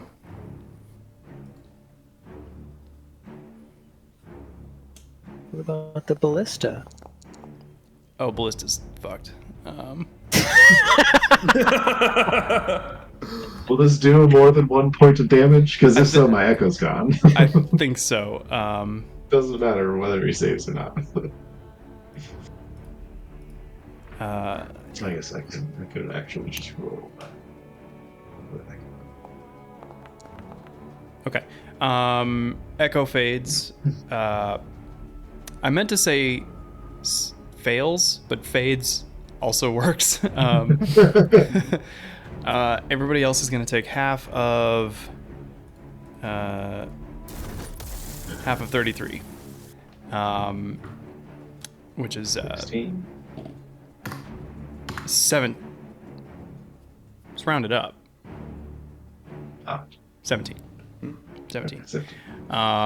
As the construct explodes, sending shrapnel all over the well. There's like just debris falling everywhere, landing in the slowly filling pool at the base of the well. And you guys take... Magus is knocked unconscious by the force of the blast. The ballista is destroyed. And we will end combat.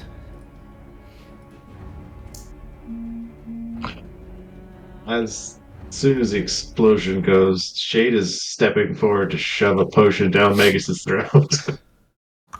Or do you have magic? Magic would be better. Oh, magic? I have magic. I could do medicine. Healing word. Well. I say be healed! I could touch you as well. Maybe you should touch Demetria. Yeah. All right. I'm going to use hedonism to add twice my wizard level to that magical healing. So that's 23 points of healing. It's nuts. That is nuts. Whee! Twice your wizard level? Yep. That is crazy. Okay, it's once per short or long rest. All right. So Magus, you come back up. You are your hair is kind of sticking out. Theo, are you healing Demetria? Yeah. Okay. Yeah. Let's see. As soon as I see Magus is up, Shade is walking towards Demetria too. Can I? Yeah, go ahead. How are we healing Demetria? Theo is using Cure Wounds. I'm touching her.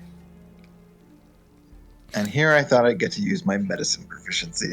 Hey, you could do that. Okay. I mean, I'm sure she could use some additional. I only gave her 7. Can't hurt. Mm-hmm. Normal.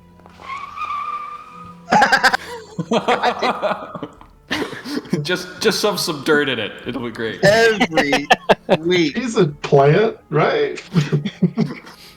Oh, yeah, this is more like a nature check. Demetria is up with 7 hit points. No thanks to me. It's a thought that counts. Thanks.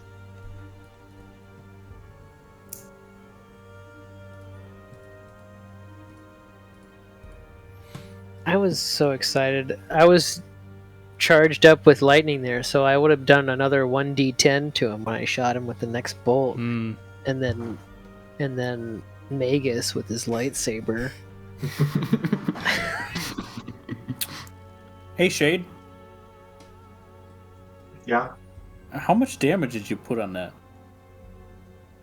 On that thing? I think I did like 20 total, 21 total. You did over 100. You compared notes. I just you had a rough turn. That's all. That was a rough turn. I do great if I don't roll like crap. Actually, it was 5 missed hits. Oh. Of my 6 hits, I only hit. Of my 6 attacks, I only hit 1. That's my rough. second hit was on the reaction. That's rough. Yep.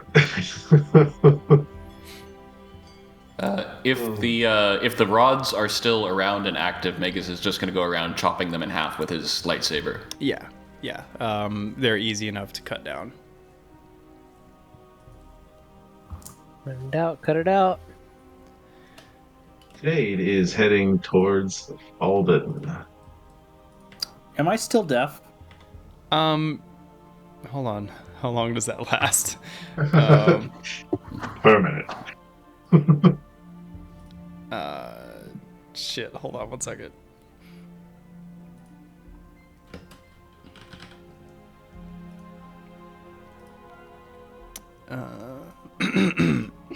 Thunderslam.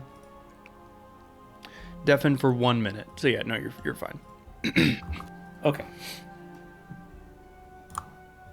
Who's about to be important? It could be hilarious. Shay comes up and asks, "Are you all right?" And you hear, Wow.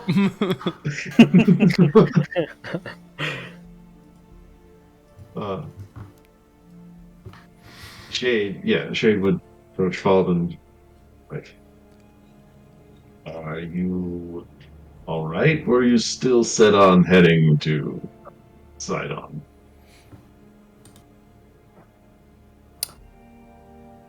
Thanks to Theogony, my thinking is more clear. It's almost as if I was Kror. His desire to end Estor is unparalleled.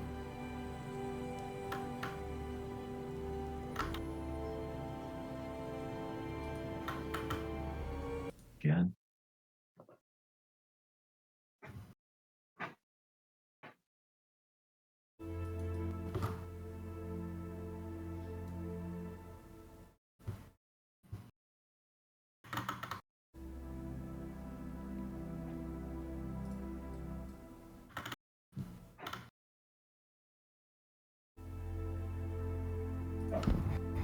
Did you say something?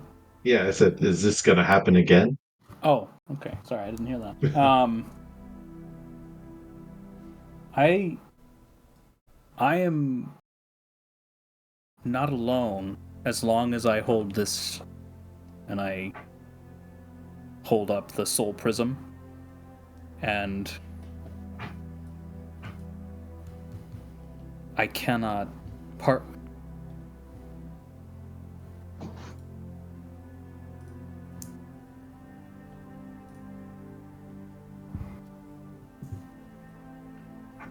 Saying that they're with you and you can't put it down.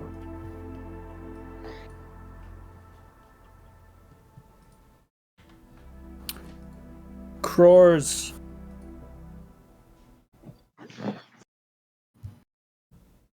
emotions and his desire for Estor to be destroyed are with me now. But as there is no opportunity for Estor to be ended, do not believe I will be influenced. But yes, I cannot put it down. I cannot part with it. It is precious. Precious. I'm getting into more copyright trouble. It's been called that before.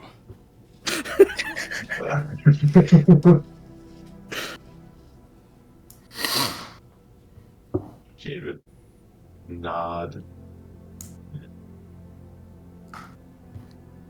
Say, "Well, I guess that means we should come up with some contingency plans, because I don't think it'd be great for you to just wander off seeking to destroy Estor. If any even remote possibility arises." Yeah, I can only shield you from this thing for 20 minutes a day.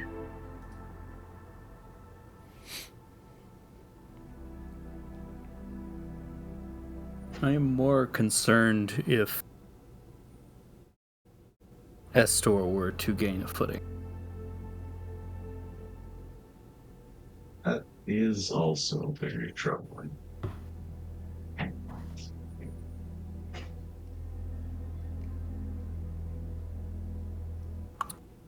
Once again, Theagenes.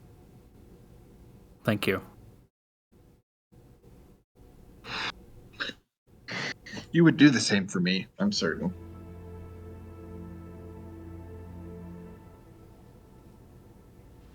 You can see like 3 of the snakeheads kind of nodding in agreement. Hmm.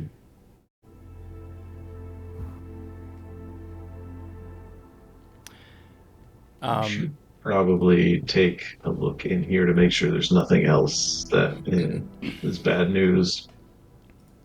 Yeah, you peek inside the destroyed doors, and there's just a big robot bed.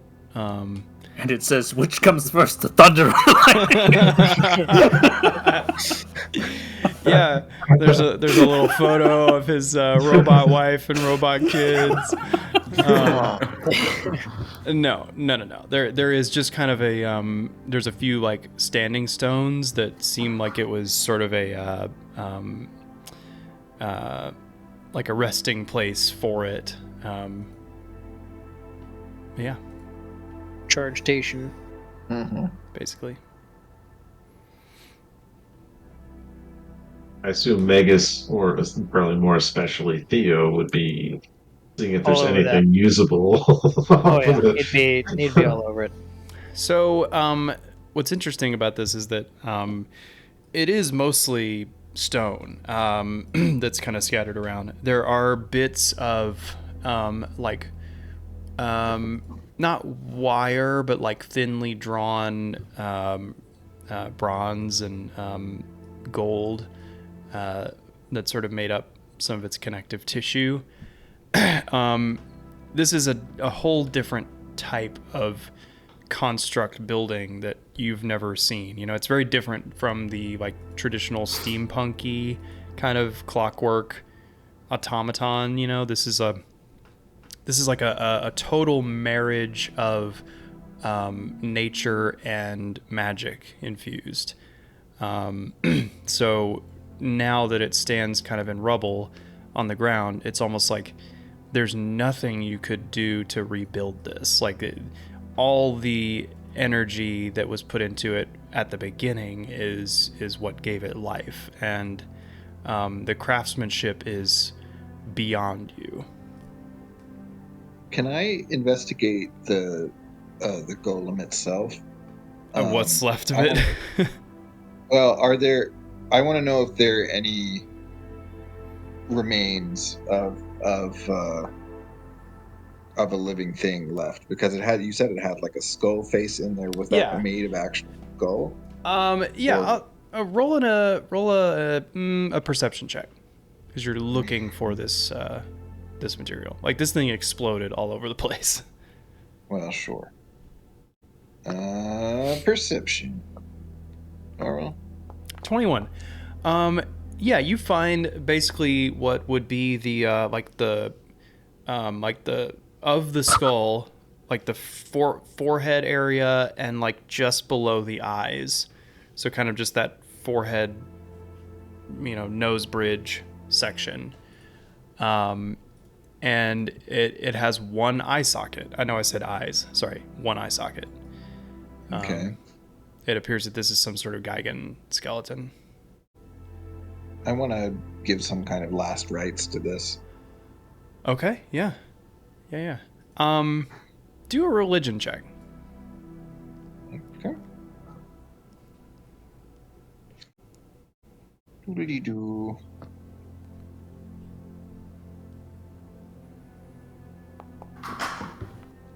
$19. Okay, so you've been around. You've been through a few cemeteries in your day.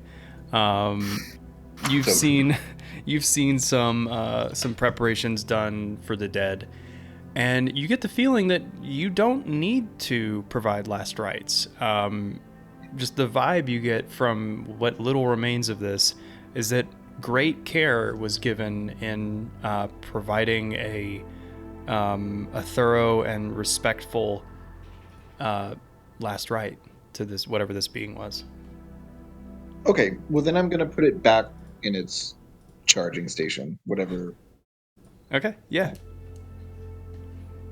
All right, you place the remnant shard of the Gigan skull used to construct this construct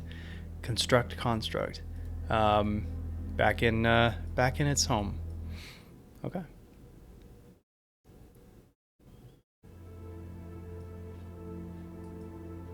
This Shade would say, Well, unless Vegas is. Oh, I would be going up to Demetri and say, like, okay, I think now we should take you back to the ship. She looks haggard. I mean, like, this... She has been through it. She has, like, spit dried on her jaw. Her, like, eye is leaking fluid. Ew. Her... maybe not her eye. That's kind of gross. Are you saying tears or like? Ew. When you say fluid, are you talking like fluids? the like mucus of your eye, or are you like tears? Is it like liquefied eyes? She has been struck with a lot of necrotic energy today, and so she's not smiling, but you can see a sense of accomplishment in her. She looks at you, Theo, and says, "Thank you. You did not have to pull me away."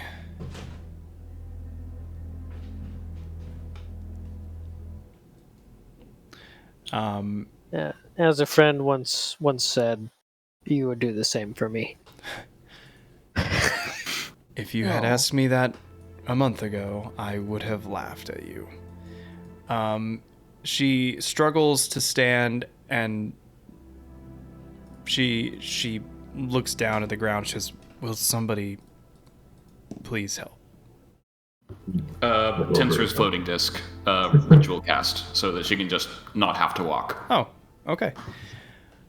All right, cool. Magic is awesome. Yeah, she. He's casting that. We'll walk. She collapses, and you guys can start walking away from this well.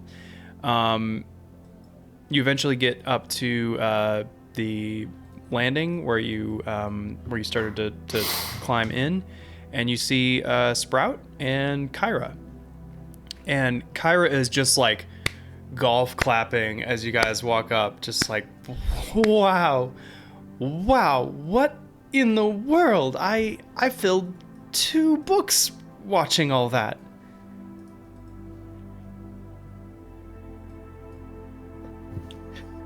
Falbin says the lightning comes first. It's funny though, because I heard the thunder and then I saw the flash. I am confused. He's like, you had to be there. Yes. Sprout here is quite amazed. She says, "Papa, did you do everything you wanted to do?" Falbin audibly chuckles. Not everything, but I think enough. Are we going to go back to the ship now? I believe so. Unless Demetria, you need to go Oh, elsewhere wait. first. So, real quick, you guys had her hidden in the bassinet. I think as Kyra is seeing you approach, she probably, would have hidden her away. I think this is the moment where, like, do you guys keep her hidden or do you wait? No. Not at this point. Okay, so Shade, I'm gonna have you kind of take the reins on that. So, Kyra, Sprout is in the bassinet as you guys all approach. So Shade would basically walk up and open the little bassinet all the way, just to check on it, make sure everything's still good, and then there would have been that dialogue. and Demetria kind of pulls up on the Tensor's floating disc. And she looks at all of you kind of in stunned silence. Shade would kind of glance over and go, "Right. Sprout, meet Aunt Demetria." Hello, Auntie Demetria.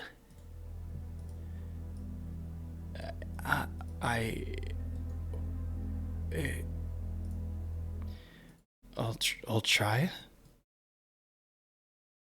And she's just grinning. And then Demetria looks back at all of you. You, why didn't you? I understand. One thing at a time. One thing at a time. And after this, it seemed like it'd be good to meet her now. I cannot believe it. She's she kind of looks at you. Can I come closer? And I mean, Sprout's like kind of looking at you for approval. Sure. She comes closer, and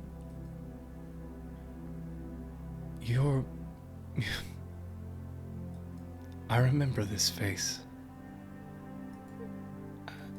Do you remember me? And she kind of looks Demetria up and down, and she says, you look different than I remember, but yes. And Demetria starts to weep, and she looks back at all of you, and Demetria smiles through the pain, through the sudden old age, and she extends her healthy hand down to Sprout, and she reaches up, and they begin to slowly walk with you guys. And we'll go over to the Ultros.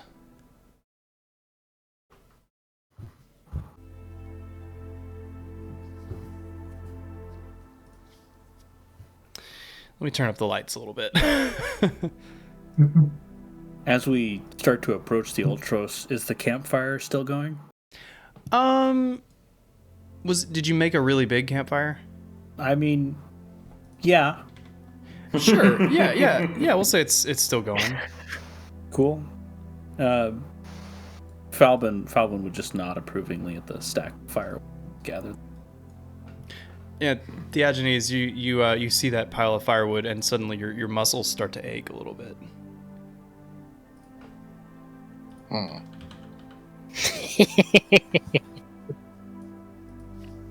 Basically, what is it? Every unattached piece of wood in the surrounding forest has been collected and piled there. Yeah, basically.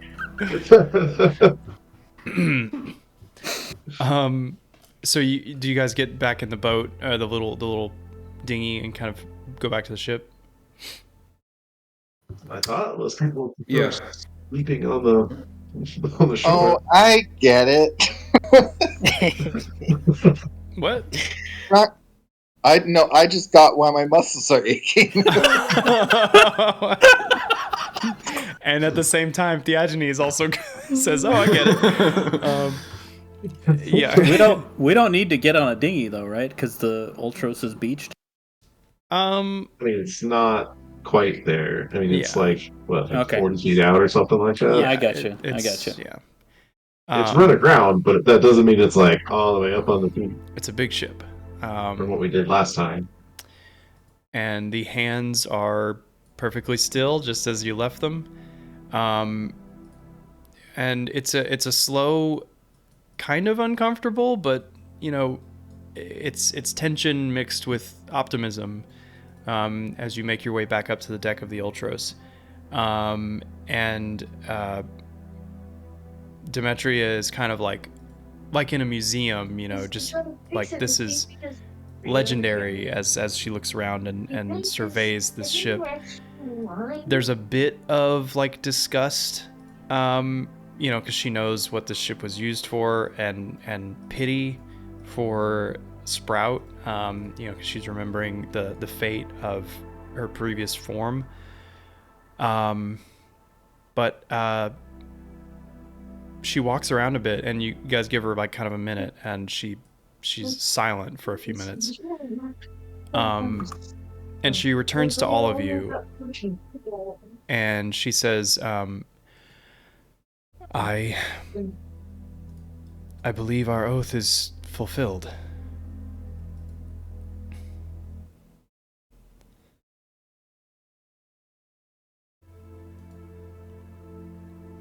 So it is.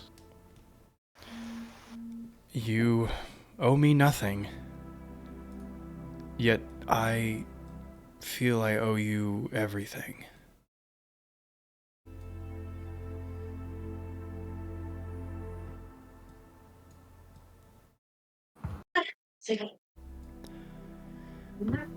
What would you ask of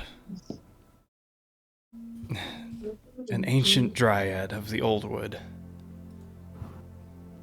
Ooh. Take everything to the most. Oh boy. Oh my god. That was coming. I read that in an article in GQ, Theo. Oh my god. Well, Shade at least will answer the rest of the party. I would have 2 requests. I believe, hopefully align with your own interests. The first is that you would be willing to further solidify peaceful relations between the Fae. Anyways, what you did is you played with a murder. The second, probably more of personal interest, you, is that you would help teach Sprout, we'll try it,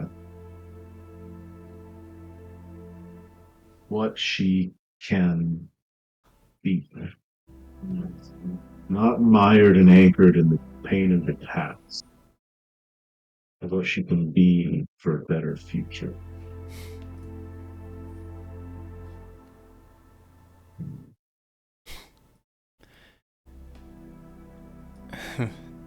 To think that when we first met, I feared to remind you of what I was. And now you ask me to teach a new life.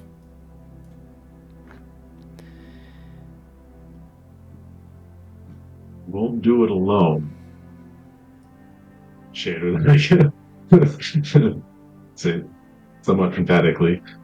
Same time, but at the same time, I believe that makes you value a second chance more than others might.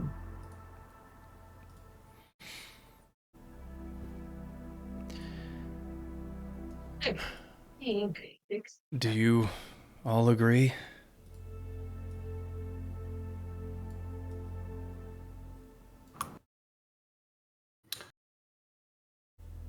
Magus is just kind of standing in the back, silent.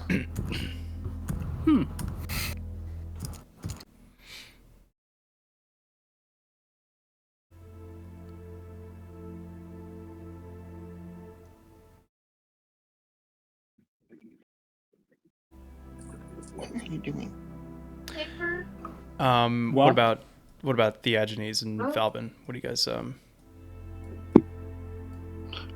So were we being asked? I'm not up on our history with Dimitri. so basically, does anybody want to give a super nutshell rundown on what that is? History with Demetria is that she controls the old wood. There have been tensions rising between the Fae in the old woods and the humans. She had been capturing young humans and had started preparing them and using them in rituals. I think several had been died at that point. There was a ritual we uncovered where she would feed basically humans to other humans to turn them into what was it? Goatlings and Maenads. That's right. Turn them into goatlings and Maenads. Pretty torrid stuff. And that was the moment where Falbin also died, being torn asunder by Kror, who he now holds in his hand. And we made a tenuous peace with her at that time to essentially say that she would not take any further malaction against humans, but that if humans took action against Fae, then it would be problematic. That is also when we took on the oath to find the Ultros. So we have now found the Ultros and brought it back, and she is essentially offering us a boon, is my understanding. For fulfilling our oath.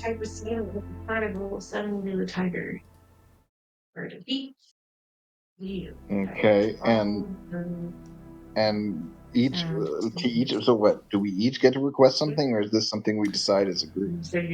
I think it's a group thing. Right. Like it seems like Shade has self-interest. It seems like Shade has kind of pitched an idea of her perhaps tagging along to help teach Sprout as she grows.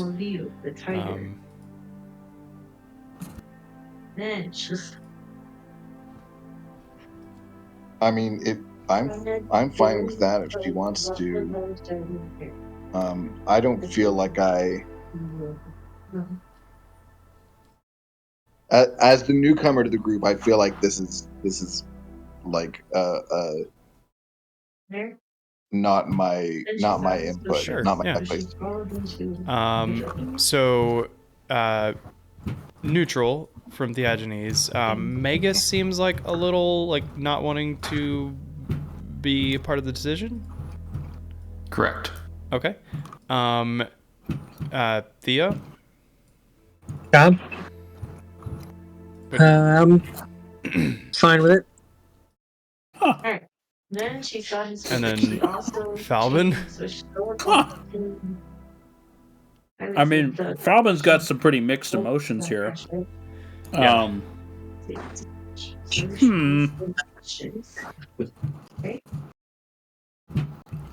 So, Shade, you have essentially promoted two items. One is a deeper peace with humans, and the other is, why don't you join us and bring up Sprout a bit in the ways of Dryad?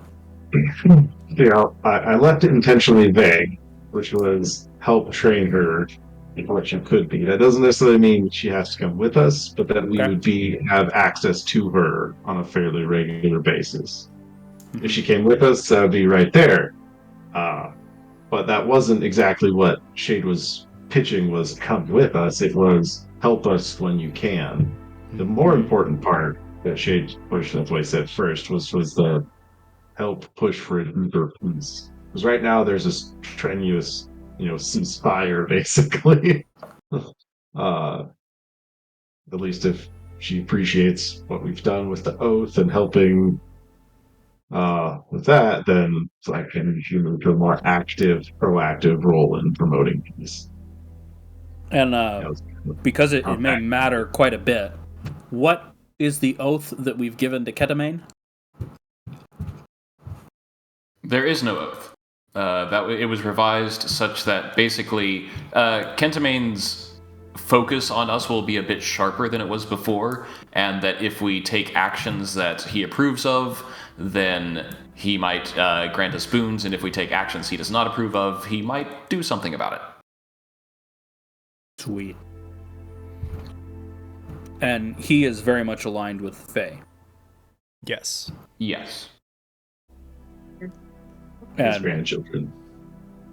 Just to make sure I'm getting everything aligned here, Goatlings equal Fae? No. Goatlings are a Lutheria's creation. Love it. The other important thing to note is that Demetria probably has the most keen insights into Lutheria of anyone alive that you know.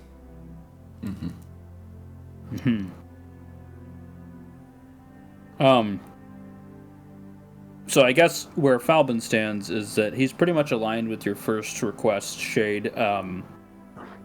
But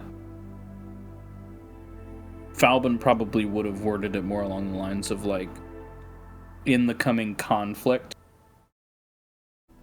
we're looking for Demetria to align with our side, which I don't think she would have initially. Initially, no. I don't know if she will now, but like that's the kind of push. Because I'm not looking for like Falbin's not looking for like a deeper peace right now, though that's kind of nice. But like, I mean, Falbin is seeing a diplomatic in here that could help quite a bit, and doing diplomatic math. He's quite excited that goatlings are not Fae, and Ketamine don't care. Kill him. Theagenes, yeah, Falbin hates goatlings for lots of reasons. So, yeah, I mean, overall, I would agree. Okay. Before it's finalized, Shade would, seeing especially that Magus is being back, he would check intentionally with Magus, like, Magus, is this all right? I asked out of self-interest. If you disagree, please.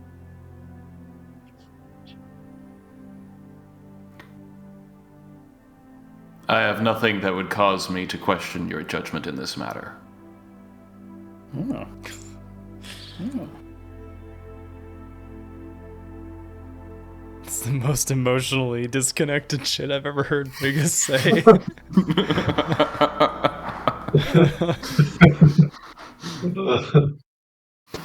Just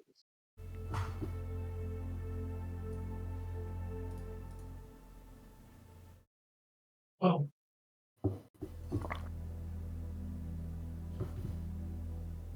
expecting slightly more discussion.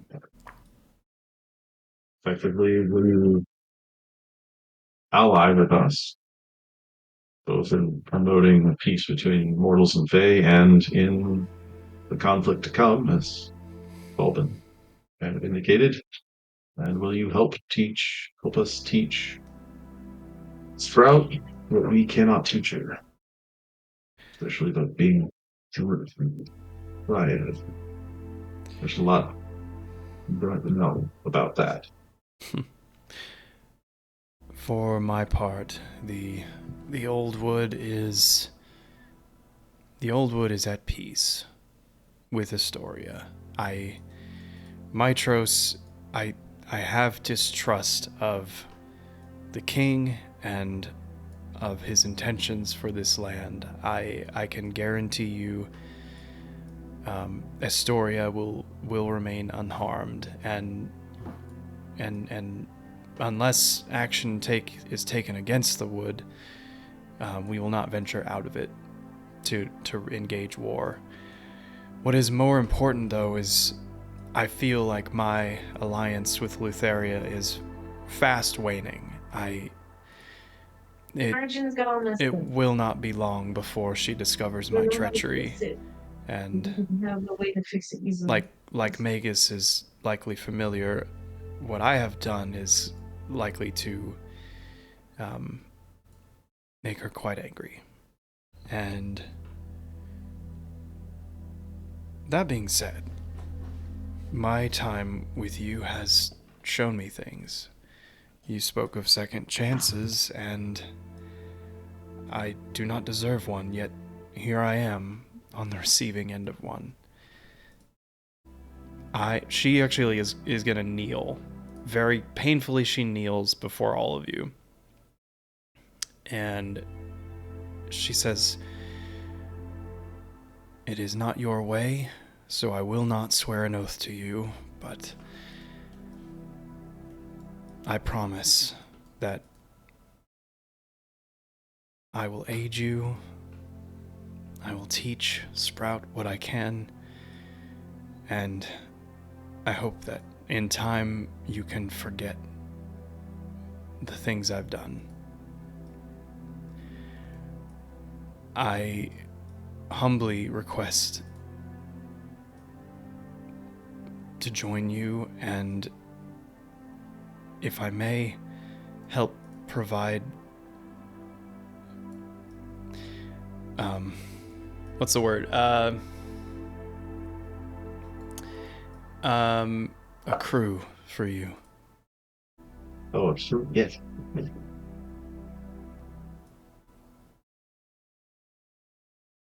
Oh.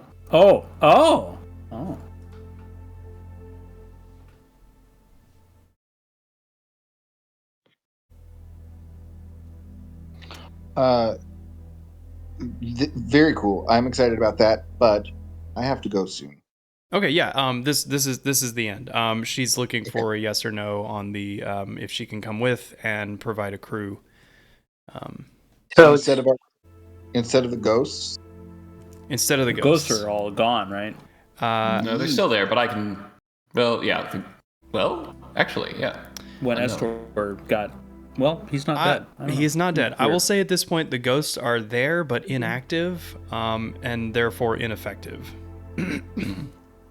And so Theagenes, given enough time, you could probably, since Estor is limited in his control over them, you could probably send them on their way.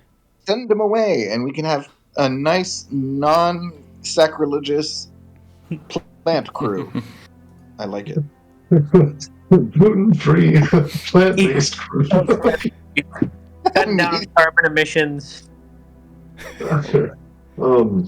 Shadedless would look around to that. I don't think we can accept you directly in, or a crew directly into our company without unanimous consent. Shade would look at each of the rest of the party.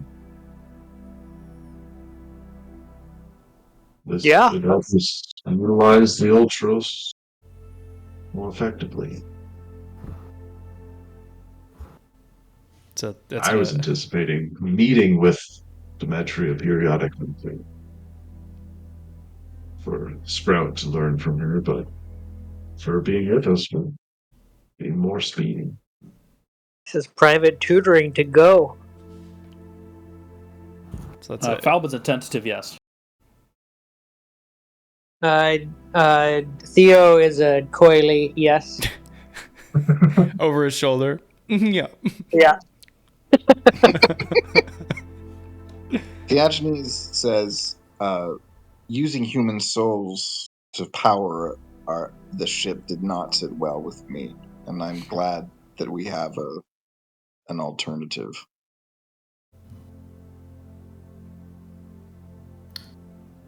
Magus gives a blank expression, slight nod. All right. Sprout walks up to Demetria and kind of extends a hand. Demetria stands up. She slowly walks to the prow of the ship and, leaning out over the water, begins to sing deep into the night. It's still a few hours from dawn. And it's a song in Sylvan. If anybody speaks Sylvan, I don't have words for it, so don't ask. But it's beautiful. And it goes on for a few minutes, and it kind of dips into sad and then back into triumphant. And then she stops, and her voice echoes for like 30 seconds or so. And then out of the woods, you hear heavy stomping, and from the tree line, you see about a dozen tree ants emerging from the forest. And this is your new crew. And I think we will end our session there. I do want to do one last thing. Okay. And this would be like the first opportunity that Magus would have to go up and speak to Demetria alone. Sure. And I will say to her, when we first met, I told you that this was a possibility that we could do for you. And you rejected it. and instead you chose to kill my friend. Not knowing that it wouldn't even take just to see it done. You also asked if we thought we were on the right side. I'm pretty damn sure we're on the right side. Now I will defer to my friend Shade. He's probably the best of all of us. And I recognize the good that this can do. But I don't forget things. We will see about forgiveness. And this is basically a Katara to Zuko joining Team Avatar sort of thing. Yeah. I'm over here suppressing my desire to be like, no, but yeah, no, that's great. That's great. Awesome. Cool. Yeah, she takes it in stride. She nods. And you guys all level up to level 8. So, I'll assign those of you that have spirit point fueled weapons. I'll get you the spirit points once I calculate those. But we'll say that for the effect of the ship, and also the hands of Kentamane slowly ungrip the ship as the tree ants begin to board, and they move off down the river, plunging under the water. As he sees them go, Shade would yell out, "Thank you, Kentamane." Gives a big Not thumbs expecting up. a reply. Gives a big thumbs up as it drops back into the water. Slowly descending into the water. Yeah. Terminator 2 style. Yeah. You've solved my dryad reunification with dead tree turned boat from warlord puzzle. Well done. Okay, cool. All right, well, anybody who has to go, we're done now. So, but thanks for joining, and we'll hang out for a bit. But we'll see you guys.